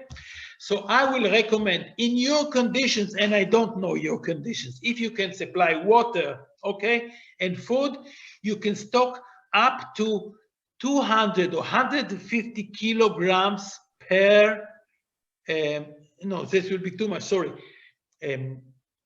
Sorry, I'm mixing with my system, sorry. Per meter, okay, per meter, you can easily come up to 50 kilograms in any conditions, assuming water quality is good, okay? Assuming water quality is good. 50 kilogram per meter, that's quite a lot. That means 50 fish per cubic meter, okay? In Vietnam, I was in Vietnam working, they produce 400 kilograms per meter in an earthen pond, but they replace a lot of water with a tide and they give excellent food. So no problem, water quality, no problem, oxygen, no problem. This fish is #1 in densities, #1, okay? So if you can supply good water quality, and also oxygen. If the oxygen level is low, even though the fish will not die, the rate of growth will be very slow. We don't play with it. So if you can not supply water or oxygen level are above 3-4 ppm, reduce the quantities, okay? In Nigeria, I know in a very simple systems, they produce 30-40 kilograms from square meters, replacement of water they have. Achik, we were talking about this today earlier, but what do you think? Which advantages and disadvantages could be that there is no catfish, no in Madagascar, and no in Zambia, maybe in also not in Malawi? Can you have an idea why? With little humor, I will say that in East Africa, in your countries, they have good taste because this fish, I don't like this fish. But I don't know why in East Africa a catfish is not that popular. Is not that popular. Probably because tilapia is very, very popular.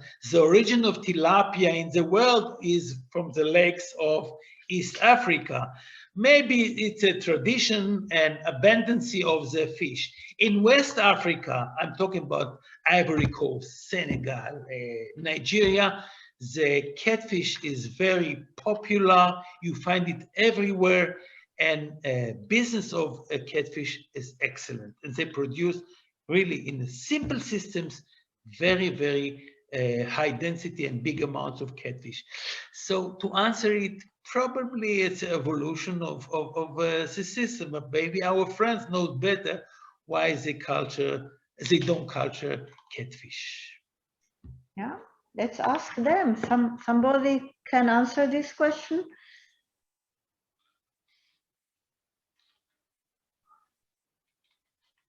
Nobody?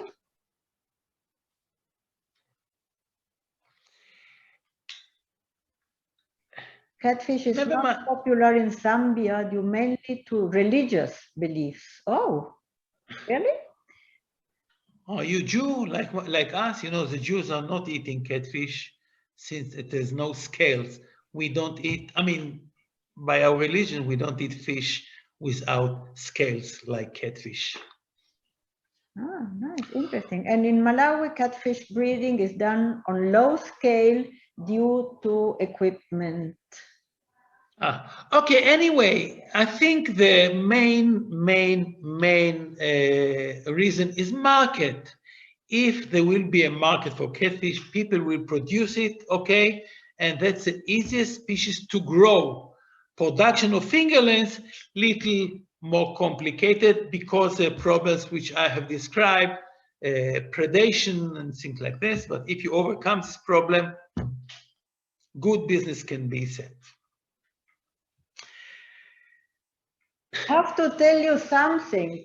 I have here 17 people from Georgia. They just arrived to Israel. Come a second. Welcome. They are the first coming after 2 years. Please come and say hello. Yeah, say hello, say hello. Hello. Welcome.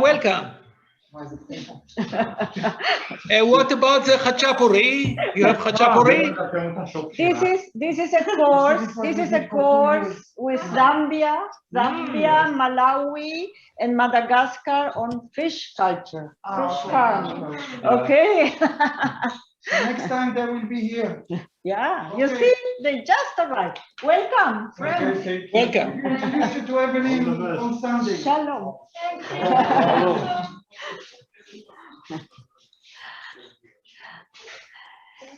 We are so happy of having a real first group again. Maybe next year we should meet all of us here in Israel or wherever, inshallah. I hope. Evelyn. Okay, friends, I think we will stop here. I understand we can be with Achik another 2 days for sure. We will share his email, well, the emails from all the lectures in order that you can have with them if you have specific questions, direct contact. Okay. So I think for the moment, if there are more questions here in the chat, anyway, I will send them to you, Achik. Okay, maybe we can answer. We can answer by email. So thank you so much. Okay, guys, ladies and gentlemen, thank you so much for listening to my. And again, I have to apologize. You know, just not systematic, no protocols, but just giving you some of the hints in this problem of tilapia and also catfish. So hope to see you in the future. Bye-bye. Thank you so much. Thank you. And now I have to again to press this red button on the right, which is called leave, and bye-bye. Bye. Bye-bye. Thank you for the lecture. Bye. Bye-bye. Okay, don't worry. I will remind him about the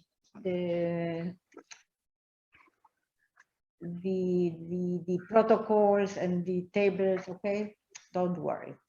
Okay, friends, do you need 5 minutes?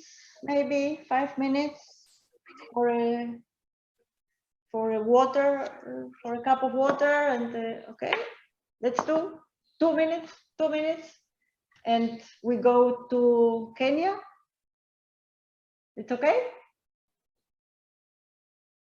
2 minutes, maybe for a toilet. Somebody maybe needs a toilet. 2 minutes and we come back, and Arnoud, you are invited to try your presentation. Samantha, I didn't see you today.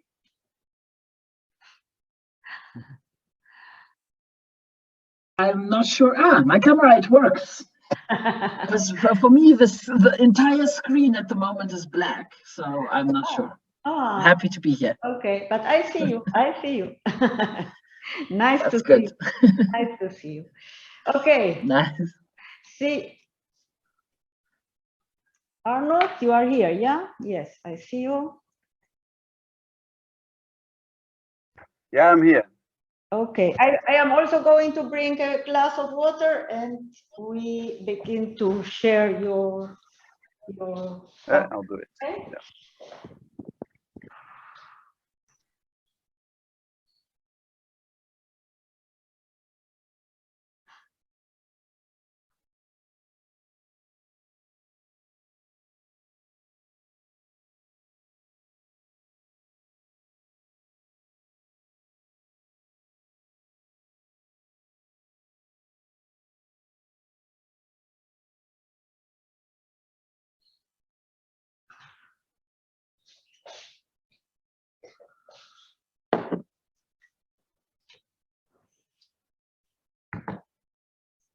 Okay, Arnoud, hi.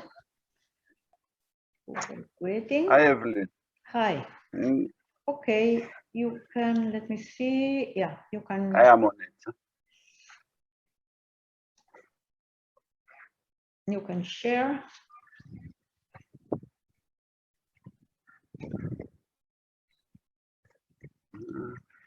I think you can see it now. Huh? Wait, Yeah. we started from the last slide. Maybe not. Let me start from the beginning.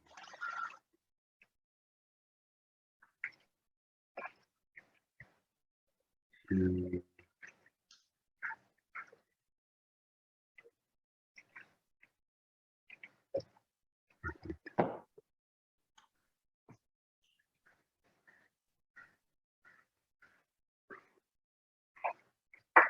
Let me start. Huh? Yeah. So Yeah, Yeah. let's start. So welcome, let's Arnoud. start. So welcome So to our meeting. We are happy to have you with us today.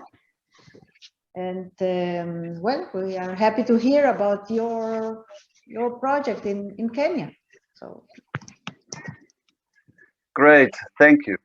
So I'm going to talk about the Trilateral Tilapia Corporation. Actually, it's a project I worked on from, when was that? About 7 years ago, I think, roughly. I'll also tell something about myself, because actually I just rejoined the GIZ last year. So I worked on the Trilateral Tilapia Corporation. We came up with this name. A bit of history. I'll give you a little bit of context on what is Kenya. It's a bit Kenya 7 years ago and Kenya now. Yeah, I'll mix those ones. I talk of some lessons learned in the program that hopefully will be also useful for you, and a few of the outcomes to do that. So I have about half an hour, so I'll try to keep it. I'll try to do my presentation in about 20 minutes and then leave some time for questions. Yeah, good. So let me start. Okay, I mean, I'm talking mainly about tilapia around Lake Victoria. Lake Victoria is, think about it, it's the biggest lake in Africa. It's also a very productive lake, has a lot of fish, but actually fisheries has gone down quite significantly, and that also created opportunities, you know, for aquaculture to come up.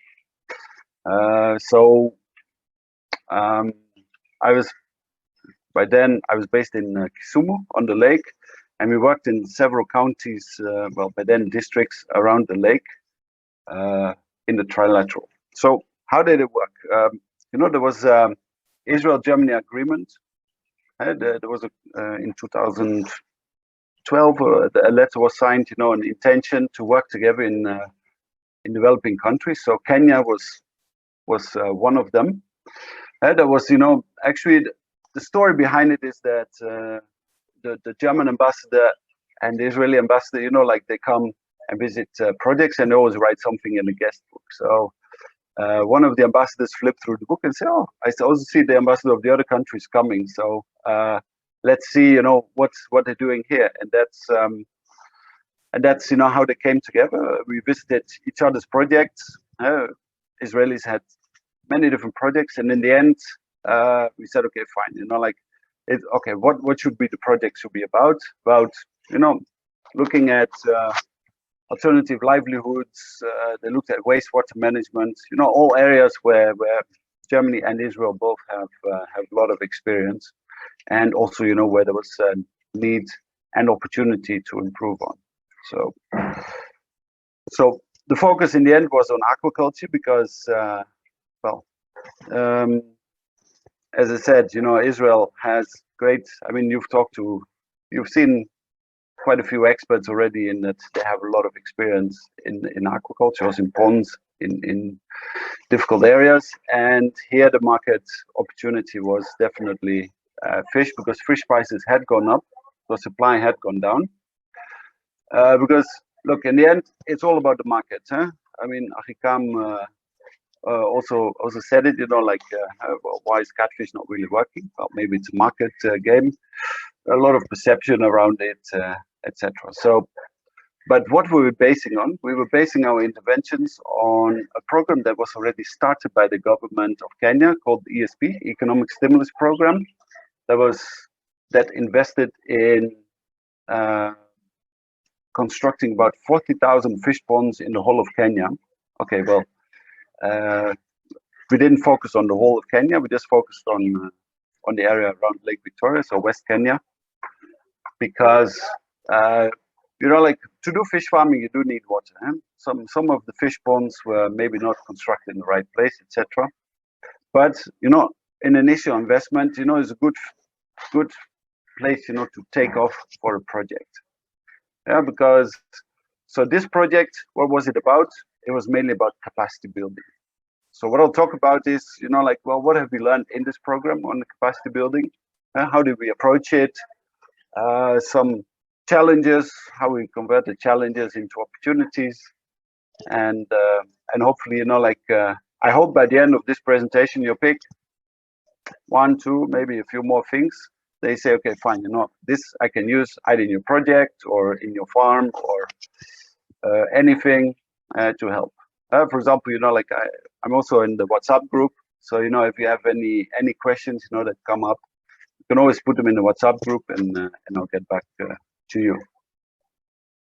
So, the objective, it's good to have a common goal because that works easier together. It was about eradicating poverty by creating alternative livelihoods for fishing. The fishing industry there's a lot of overfishing. It's the fishing on the Kenyan side is not well regulated. So yeah, I mean with all the problems around it, and tilapia is just the most preferred fish, both for fishermen economically, but also by consumers because I mean that's what they like. So I think tilapia it's a very nice fish. It's a good fish, but actually in the ocean, actually where I'm now, there's much nicer fish swimming around. But okay, so we had 3 components. We were training farmers. We do training of trainers, which were extension officers mainly, because Trilateral also worked a lot with the national government. And we also focused on establishing a national aquaculture curriculum, TVET based, so vocational training. And we also worked together with Riyadh College to set up a small demo, a small experimental unit, a bit of demonstration, because a TVET has to be practical, and yeah, you need water, for practical training. So we also set up a borehole for them because they were on top of a hill, had some water supply issues. So all of that, we did it. So the project had actually 2 phases. So the first phase was 2 years, and then people were very enthusiastic. So a second phase was added to the project, to build on the success and to solidify the outcomes of the project. So the baseline survey, okay, when we started implementing, we had one of the challenges was there was we had to, within a challenge and opportunity, let's put it that way. Within 3 months, we would have high level representations to cut the ribbon of a project. So we had to start relatively quick. So the baseline survey came in a bit later. So we first had to start implementing and learn in the process. So see, that's what we've built in the project, because like if you improve, let's say every week you improve 1%, by the end of the year you've improved, well, okay, it's interest on interest, so you've doubled your efficiency. But anyway, like let's say about 7 years ago, the challenges were mainly there was hardly any feed. A lot of it was homemade and it was mash. Not sure if other people dealt with that, but with mash you have a lot of waste. Your FCR is relatively high, so it becomes relatively expensive. But advantage is you don't need any expensive machinery to make mash feed. Fingerlings, there were hardly any.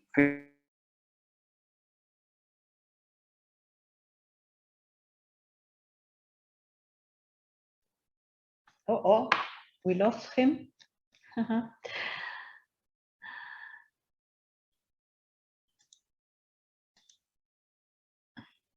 Oh no, you are here. No, sorry, Arnoud, we don't hear you.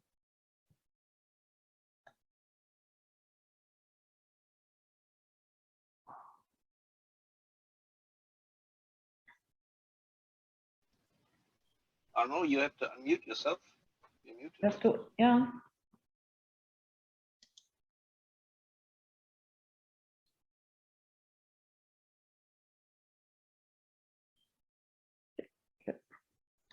You have to unmute.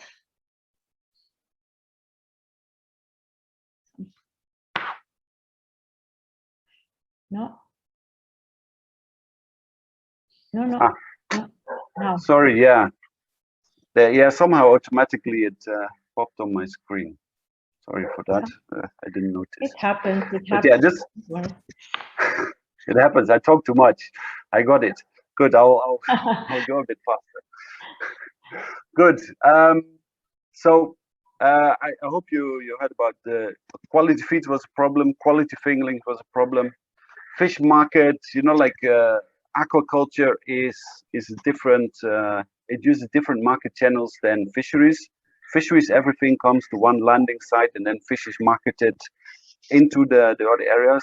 And whereas with aquaculture, the marketing is the opposite, where the fish is a bit everywhere, and then it has to come to the market. So these channels were not developed. Pond management. Arnoud, your presentation fall down. So I don't know if you want to share it again. Okay, I can just share my screen like that. Then whenever I change, see, then I don't have to. Yes. Good. Okay. Yeah, I just shared my whole screen. Makes it easier whenever I change between them. So the other challenge we had was pond management, whereas the extension officers that were recruited for the ESP, they didn't have enough capacity building before they started a project constructing 40,000 fish ponds. You can imagine that means they had to recruit over 150 extension staff, which whereas like there was only only 2 trainings that would train about 15 aquaculture or fisheries extension staff per year. So yeah, so not all the staff had the same quality, and that also was a bit confusing. And they also sent confusing messages to the farmers because they also didn't have all the all knowledge. The other thing was that the project introduced us one system where people dug 300 square meter fish ponds. They got the fingerlings for free, and it was semi-intensive, so they also give additional feeding. There was just one system that was promoted. So those were some of the challenges. Okay, as I said, at the beginning, the problem, everybody talks about feeds. Feed is expensive, or it's not available. So, I mean, the thing is, once you sort out the first problem, the next problem pops up. So we said feeds, fingerlings, and fertilizer. Fertilizer, is a way to reduce your production costs by producing algae. Tilapia being a filter feeder, they can feed on the algae, and it's the cheapest feed available on the market. Good. Fine. So there was a little bit of difference between what the extension officers thought that the farmers needed and what the farmers needed. So here, as I said, farmers, they looked at the training, the marketing, and integrated fish farming system, so integrating it in the farming system. Then in Kenya, I'm not sure if it's also in the other countries, but everybody likes to do things themselves because they say, oh, fingerlings are too expensive, so let me just produce my own. But I think, with Achikam, he threw a lot of numbers on the table, so you have a rough idea, like where the cost comes from. Where someone producing their own fingerlings, it might not be the optimum, might not produce optimum feed. Also, everybody wants to produce their own feed, but yeah, you lack economy of scale to do that. But yeah, if there's no feed available, then everybody says that. Good, fine. So you see, so where did we intervene along the value chain? Yeah, it was still a value chain. At the inputs, we did capacity building. Okay, our very first training was a training where we flew in Bejerano from Israel and a German trainer, and together, for 2 weeks they were training extension officers for 1 week and also farmers. What we figured out is that, let's say, on the especially the knowledge that the farmers was at relatively low level. The trainers came in the first day very high level. We didn't have much time to do a really neat assessment. So the first day there was a bit of a disconnect. Second day the trainers came a bit closer. But then, from the third, fourth, and fifth day, they realized, what information needs were there and how to pass this message on. So the last day, where the field visit, and you see that's where most people got a much better idea. The first training was definitely not our best, but it was a very good basis for us because we learned from it how to improve the next trainings. For the extension officers, you see there we focused a bit more. They had some more theoretical background, so we focused a bit more on the capacity, also on the skills, and on getting one common message out, because people were sending confusing messages. One said stock 5 fish per square meter. The other one told me it sells 3 fish per square meter. So, that had to be standardized.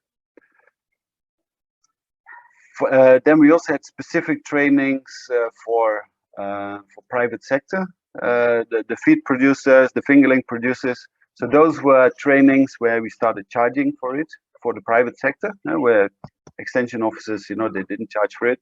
We had to charge for it because I think that, you train, so there's change, and change means you have to invest in your farming system.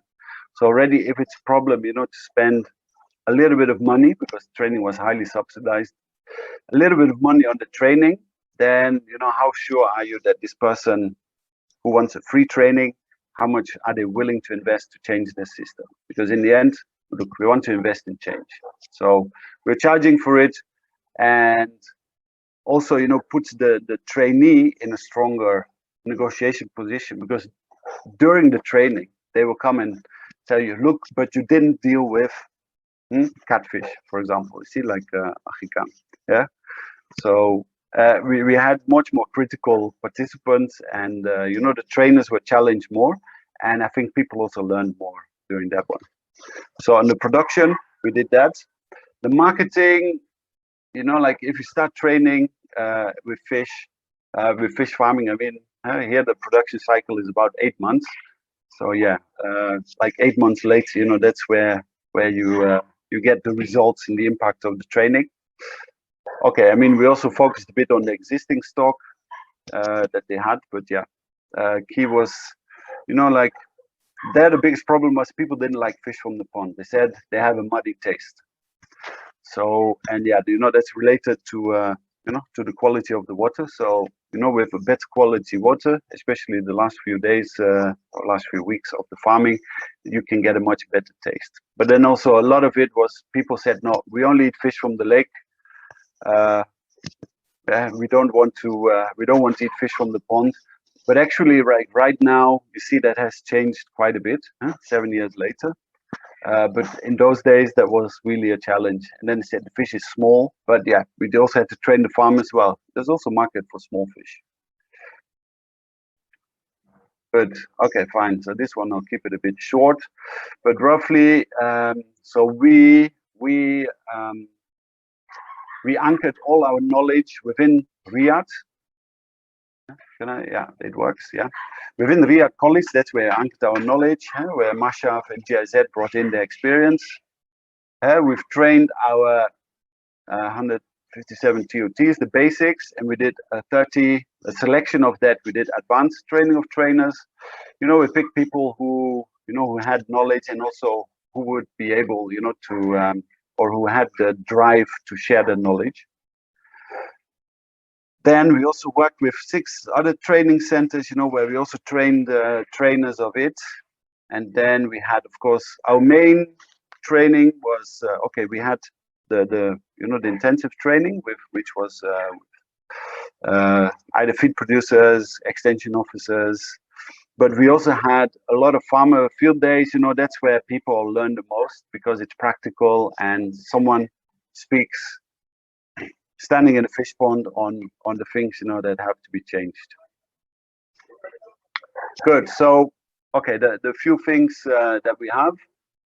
Okay, so you see, this was our opportunity and challenge. You know, we had to start something, so we set up a demonstration unit at Riyadh College. We had a lot of stakeholder meetings. People were not really working together. Our TOT trainings, okay, we did at Riyadh College. If you look very well, you see Arnoud there, but you know, like it was a mix of classroom and practical. The curriculum that we developed was actually one of the first TVETs, which was, you know, there were different learning curves in that. TVET wasn't by then, there was a body governing that, the CBET and CDAC. And so even we were a bit confused in that process, but in the end, you know, we came up with a curriculum, which is being rolled out all over. And actually right now, you see, now I'm an aquaculture project for the coast. So now we want to include also ocean or saltwater fish and saltwater aquaculture in it, because by then that wasn't there. Field days, you know, that's the best. You see people standing around the pond, discuss in small groups where they deal with their own issues. Yeah, we had a lot of political interest, which is an opportunity and a challenge at the same time. The borehole, which was open for the school, actually gave quite a big boost for the school. The other program was but I think someone in Mashaf can explain a bit because I don't know. There's a 11-month internship with companies in Israel, and they also partner with Riyadh, where they pick the best students, you know, and interview them for an internship in Israel. That also gave a big boost for Riyadh College.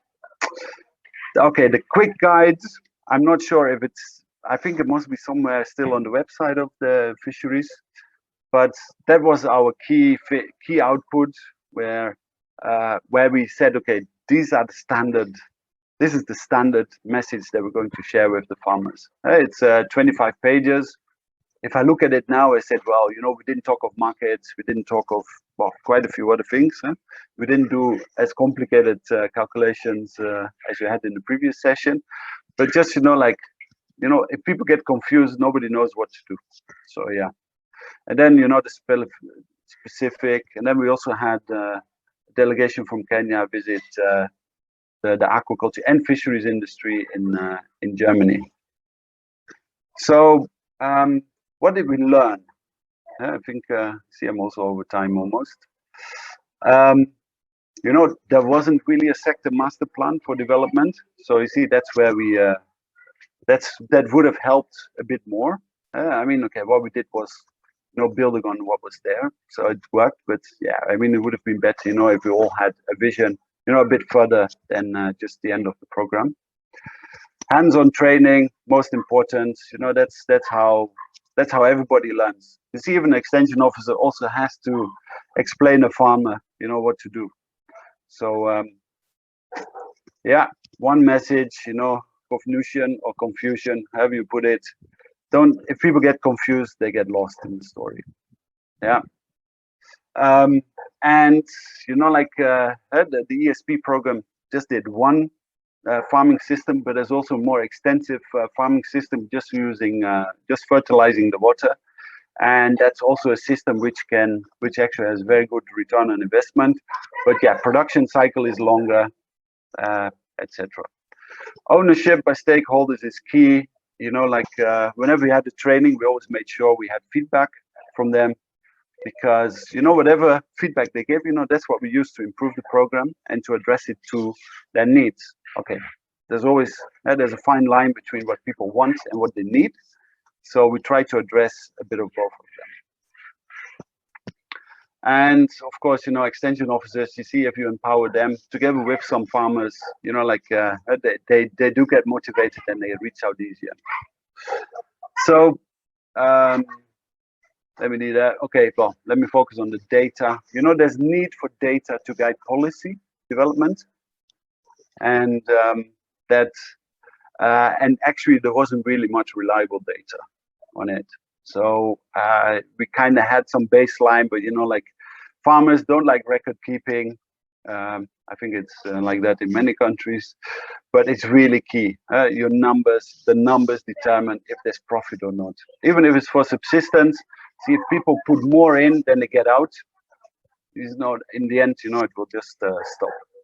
And then, you know, like build on each other's strength. Israel, excellent knowledge in aquaculture. Germany, very good knowledge on cooperatives, on the soft side, but also in aquaculture, we had some really good experts there. So let me give 1 minute. Okay, if we look at the aquaculture industry now, let me just leave that one. We see that actually there's a very big farm producing about 8,000–9,000 tons. Well, I think in 2 years in Kenya, whereas by the time we were talking, we were looking at 5,000–6,000 tons being produced in the whole country in aquaculture. And there was no feed. Now there's a local feed mill that's producing feed. Okay, maybe not at the preferred price point that people want to buy it, but it's there. There are a lot of hatcheries. People are much more aware of what is quality. What is quality fingerlings, what is feed. You know, if people are empowered, you know, to understand better which, you know, what choices they can make, you know, in the farming system, that helps a lot. And yeah, I mean, and cage farming is, we didn't enter into cage farming back then, you know, it was quite experimental. But I see cage farming is now really where the volume comes in, and where it's boosting the whole industry. Because in the end, you know, fish farming, it's tilapia. I mean, half of the tilapia in Kenya comes from China. Tilapia it's a commodity, so it has to be dealt with that. We have to produce it cheaply so that you can have a good market penetration. Because cheap and fast will never go out of fashion. Okay, there's always a niche market for a premium product. So, you know, if you can find them, please, you know, get that. But for a whole industry to thrive, you need to be cheap and fast. So thank you for that. I put my email here in case you have a question, but anyway, I'm also on the WhatsApp group, so just shoot your question there. Thank you. Evelyn, back to you. Thank you very much, Arnoud. Thank you, very interesting. Okay, let's go a bit to questions and comments. Yeah, if you can stop sharing, it would be great. Thank you. Yeah. Well, there is a first question from Ansa from Madagascar. Do you teach or are you teaching farmers to make their own feed?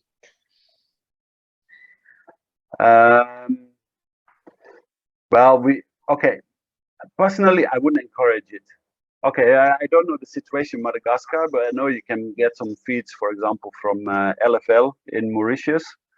But yeah, I mean, okay, if there's no feed, you have to find a solution, isn't it? So yeah, but you might consider, you know, very important is that you keep records, that you experiment on your own farm and make, for example, make your own feed on one and just do green water farming on the other one, because making your own feed, the FCR is very high. With MASH, some other trials we did in another program, I think the FCR was 3 roughly. You need about 3 kilos of mash for 1 kilo of fish.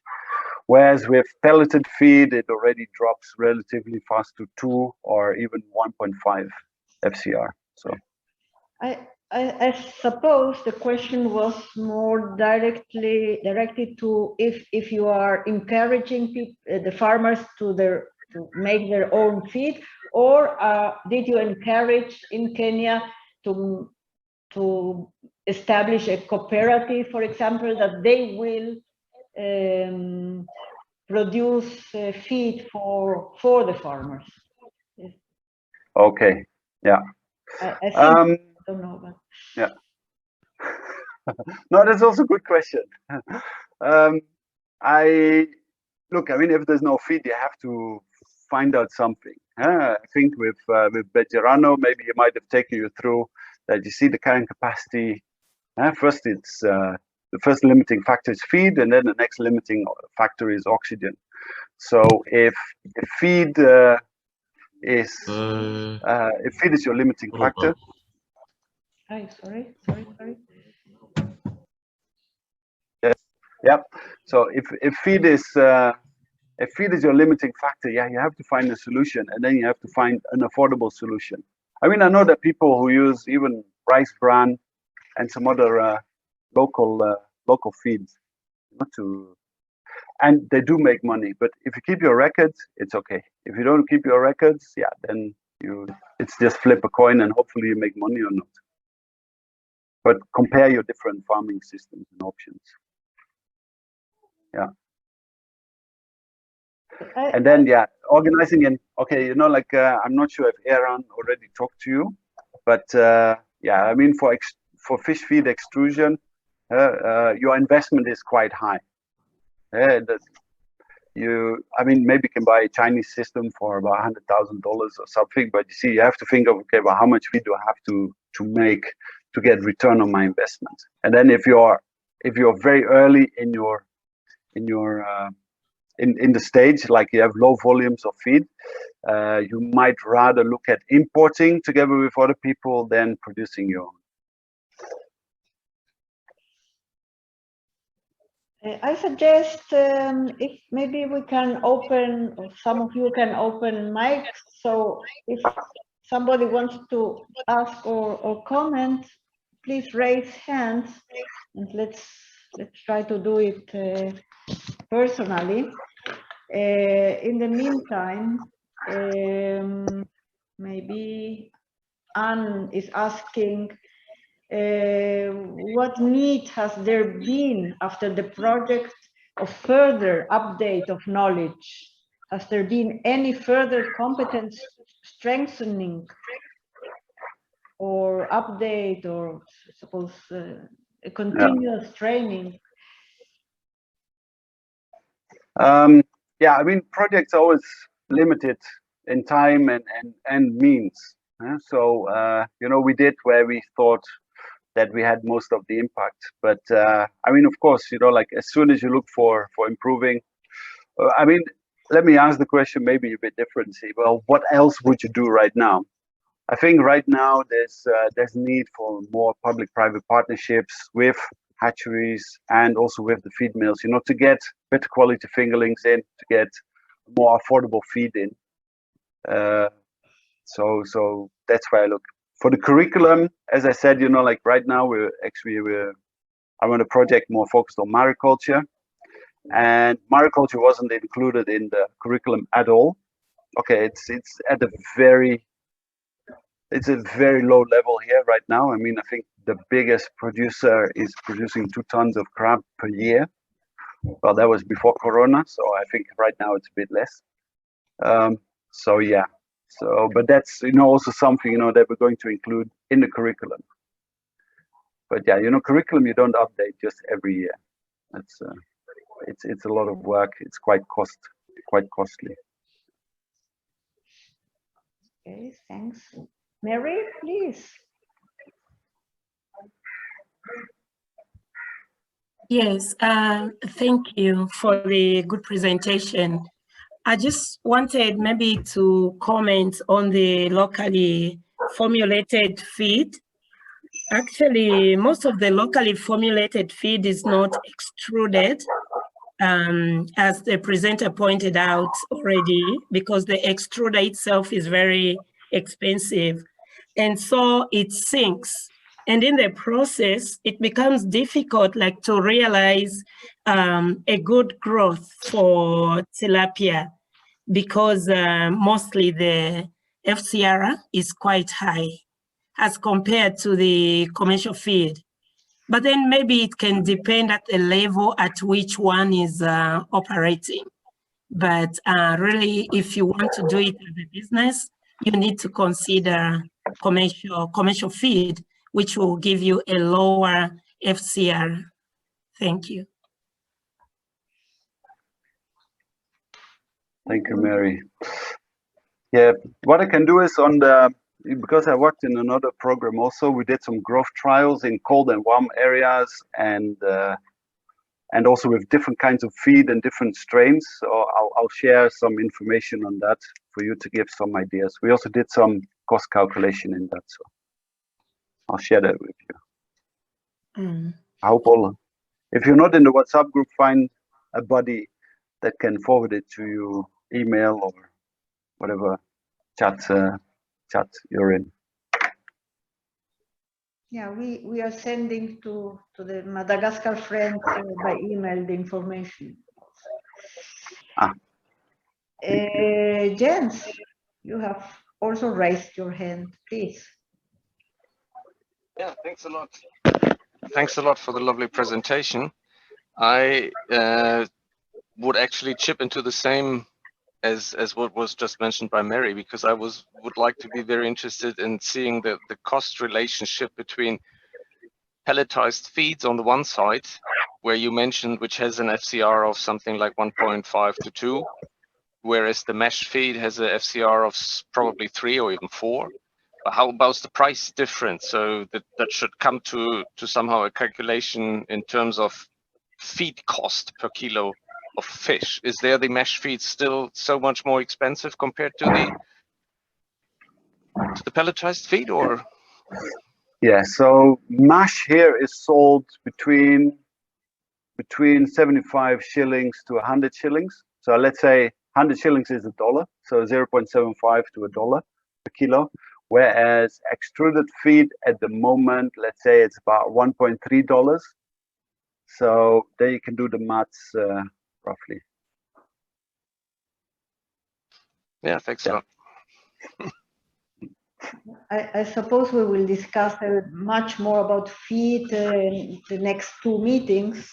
So there will be a space for more comments and questions. Answer, please.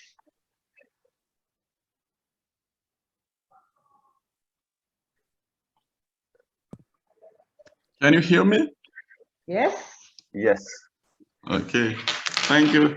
About the price of mash feed or homemade feed, and now I am just testing feed made from local ingredients. Pelleted feed is about €1 here in Madagascar, and the feed I have made myself is about half of that price. But I just began the experiment, so I don't know the efficacy of this feed I have made.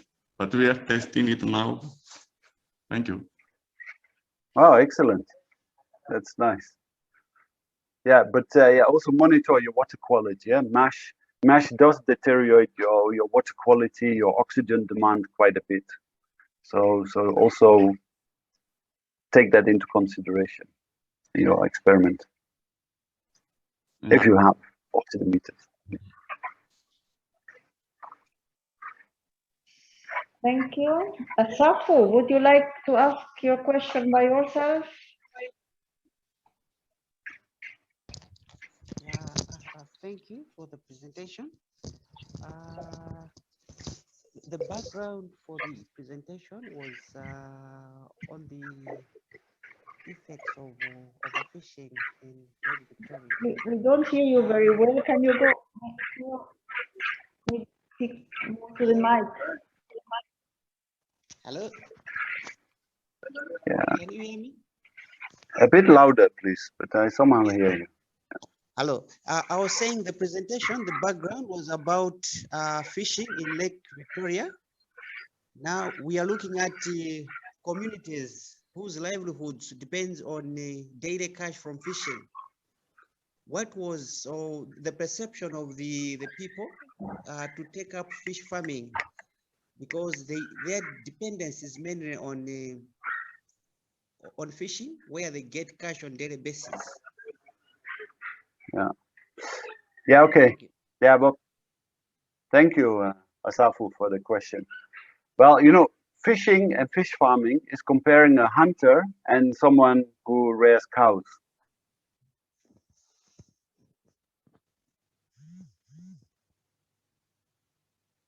Lost you. I think Hello? Yeah, I'm back. Sorry. I thought we lost you forever. Almost. No, not forever. That needs more than that. But no, you know, comparing, you know, a fisherman and a fish farmer is someone who hunts and someone who rears cows. So, you know, to convert a fish farmer into to becoming a fisherman to become a fish farmer is quite difficult. So actually, we focus more on people who are doing agriculture than you know, than looking at converting fish farmers. Fishermen are just difficult people. My grandfather was also fisherman, so yeah, you know, like they don't have much long-term vision. You know, if they need more money, they go fishing a bit longer. Okay, well, that's kind of the case now. So, but actually, what we do see in cage farming is that quite a few fishermen who had some extra money, they also put some money in cages, and they were learning that they were learning by doing that. They were first overstocking, and then they had to learn that, you know, like, you don't get paid by the number of fish, but you get paid by the size of each fish. So yeah, it was an interesting process. They're still learning now. Thank you. Arnoud, I think here Inga has an interesting question. For the pond constructed by the project, how many are still in use by farmers after 7 years? Yeah. And there is, well, okay. There is a second question. Yeah. How sustainable was the project after digging the ponds and giving fingerlings for free? Yeah, okay. So, I mean, the ponds, they were constructed by the government under the ESP program. So there were 40,000 ponds constructed throughout the country. Well, the way that success was measured was by being a pond constructed, not by having a pond that is suitable for fish farming. So I see. So our project was just building on the farmers who managed to hang in there, who still continue doing fish farmers after the government support stopped. So if I look at, I know we did some evaluation of the ESP program. No, not we did. Sorry, it was done, and yeah, it wasn't much. Maybe to give a bit more background, I mean, the reason why ponds were constructed was there was the post-election violence here, where there was a lot of friction between different communities in Kenya, and there was need, there was need to inject capital into the community. So the ESP was one of that. So don't look at it as a purely aquaculture program, but it was also kind of an economical recovery program. But no, I mean, I think maybe 20% of the ponds were roughly still there after, well, no, even after 4 years, let's call it that way. So it collapsed very fast. Now, free things don't work. So I see that's why also, in this program, we started charging for trainings because it's much easier to get the right people. And because if you get the wrong people in the training, and actually, you see, we had the first training, you just get the wrong people based on the wrong recommendations. Whereas when you have people who are going to pay for a training, those are people who really want to learn something, and they also want to implement change in their farming system. I mean, the chance is bigger they want to implement change.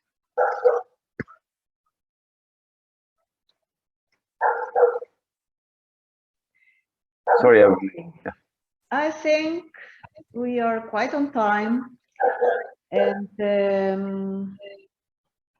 I don't know, is there anybody still with any question in the heart?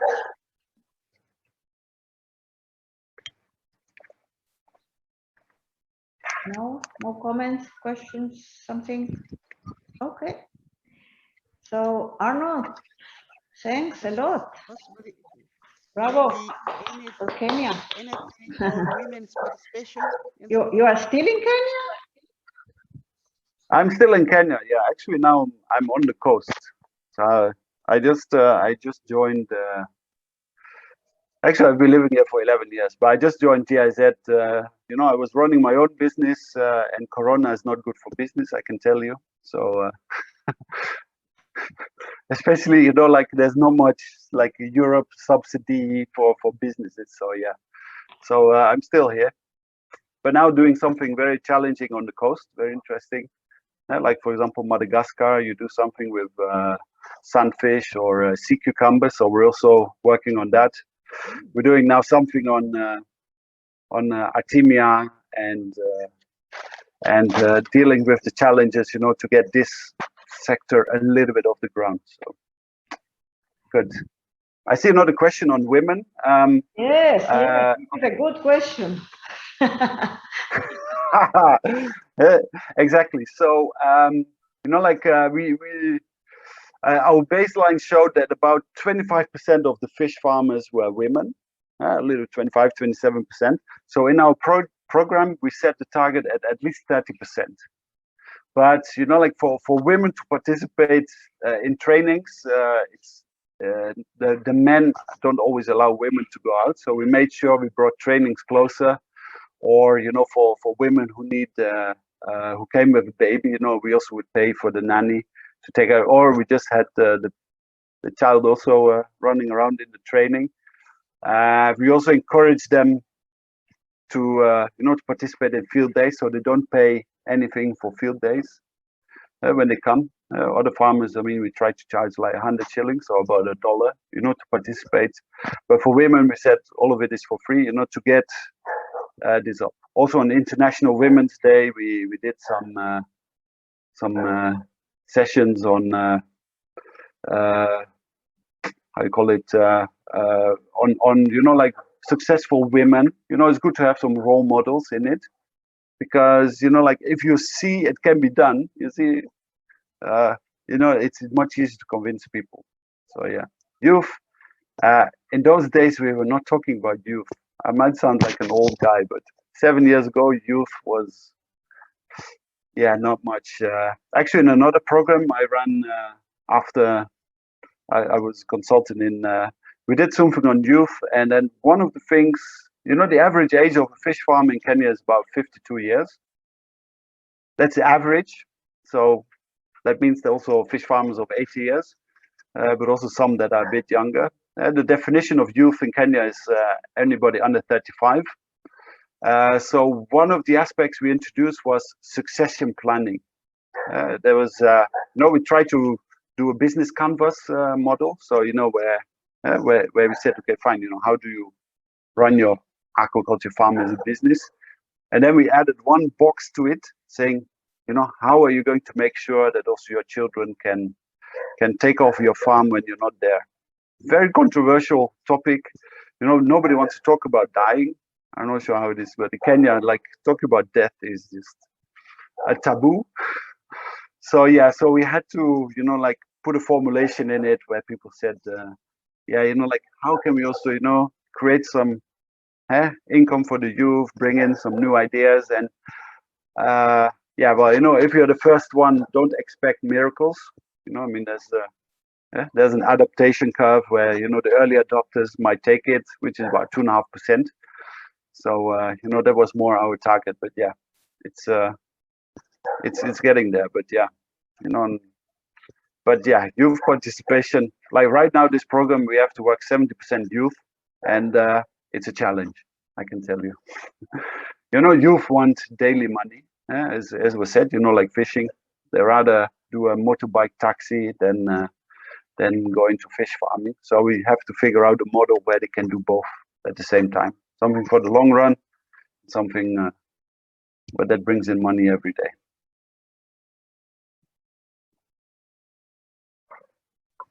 Great, great. So Arnoud, thank you so much. Yeah. I am sure friends can contact you if there are more questions and comments, or learning about your experience, or visiting you in Kenya. It's not so far away, no? Oh yeah, I think there are direct flights to all these countries, so that makes it easy. So thank you very much. Okay. Here only a comment. Ansa is commenting about you. You can read it now. In Madagascar, many women can see it, not many women in workshops, but when they are, yeah, we know they are very active. Yeah. They are the best ones for sure. Okay, so bravo for Arnoud. Thank you so much. Thank you. I put my email in the chat for the people who are not on WhatsApp. Okay. Then just, you know, shoot, and I can forward it to you. Great.